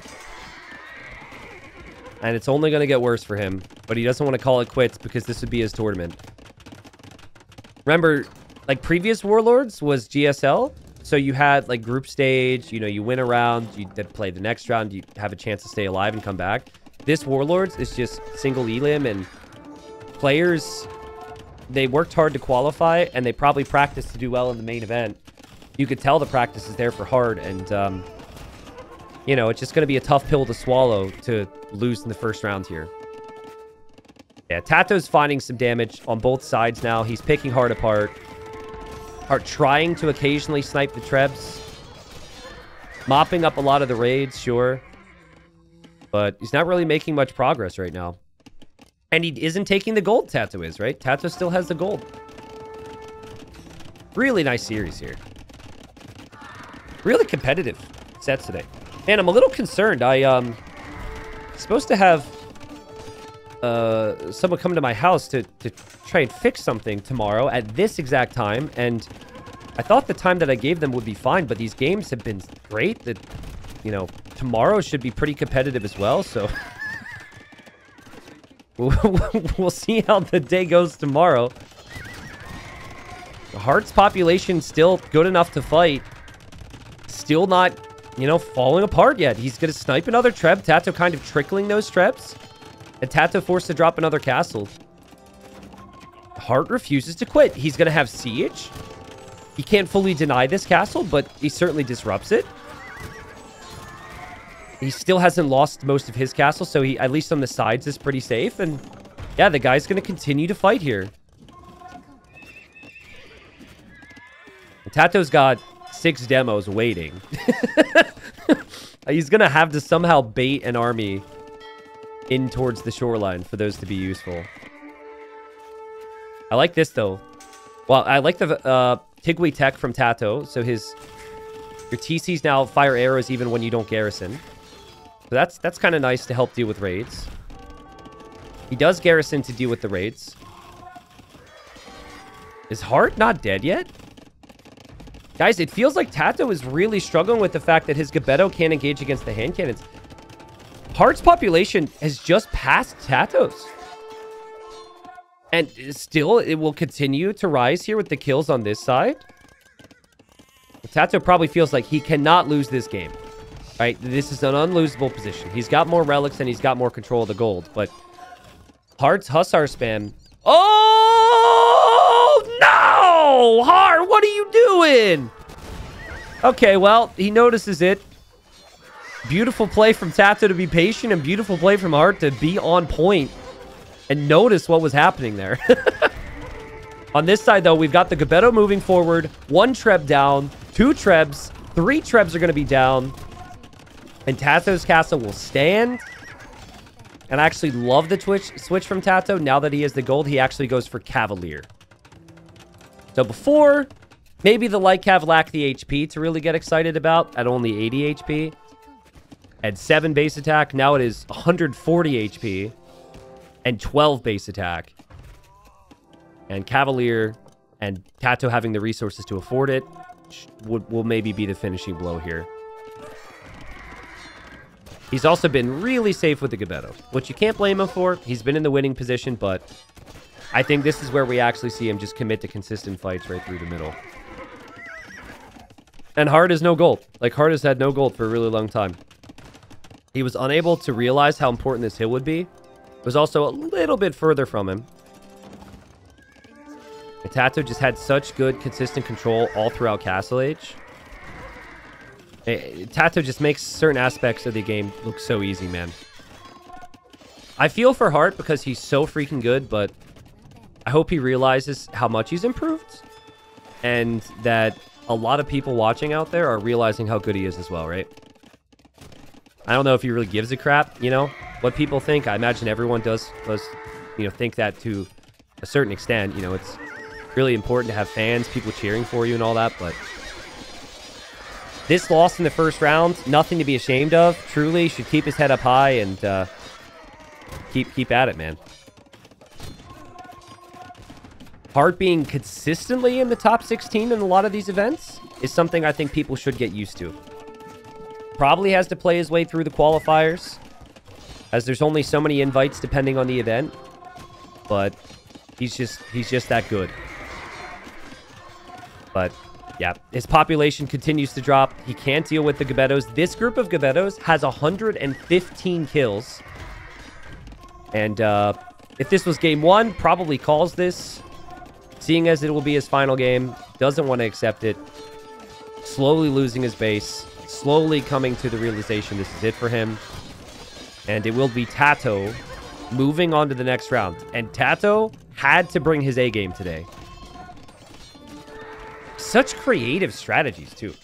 I think my favorite game from TaToH was probably the Kawasan game. The Georgian strategy was really cool. I mean, it was just not something that is really the norm, to just give up on water on Kawasan. Now, these aren't Polish Winged Hussars, so they don't have trample damage. And still TaToH just backing up with the Gebettos, and the GG's called. Salutes in chat for Hearttt, please. And obviously that goes over to TaToH as well after an incredible performance. In this game, it was very even, but it felt like in that period from like booming in Castle to early Imp, TaToH had control. And the Gebettos really felt like the key. Hearttt made a lot of lates this game. I mean, not as much as some of the other things, but I think he probably made like 10, 15 lates. He had a couple relics. But the lates just kept dying. He wasn't really able to find an answer to the Gebetto. And what it meant is that Hearttt was a little bit constricted. He was stuck in his base until he got the hand cannon. And in that time, TaToH outposted the map. He kept good vision on things. And he knew which area he needed to control, which was really this one, I would say. So, I mean, not to mention, like, TaToH just controlled the Gebetto perfectly. A lot of people say, what counters Gebettos? Guys, if that is most of us The Gebettos get flattened by like a mangonel shot, or they get mismicroed into a castle, or like, you know, maybe some monks, maybe the lattice. Most of the units die, and then you're just kind of like, oh, this unit sucks. And I've seen people post about how the Gebettos apparently suck on the subreddit before. So a couple people out there think that the unit's not good. Oh yeah, I forgot this is bugged. But it is good if you're TaToH, and you can control the game like that, which he did a really good job of. So, yeah, GG, TaToH moves on. Again, unfortunately, my capture age is bugged today. I'm hoping that'll be fixed by tomorrow, but I could still show the statistics in this area, and you'll just see TaToH. I mean, didn't have more food, surprisingly, or wood, but he just had so much more stone and gold control. And I think the KD, like the trades were so consistently strong for him. He wasn't losing a critical mass of his most important unit, which was the Gebetto, and then still had the gold left over to go for the Cavalier to finish off the game.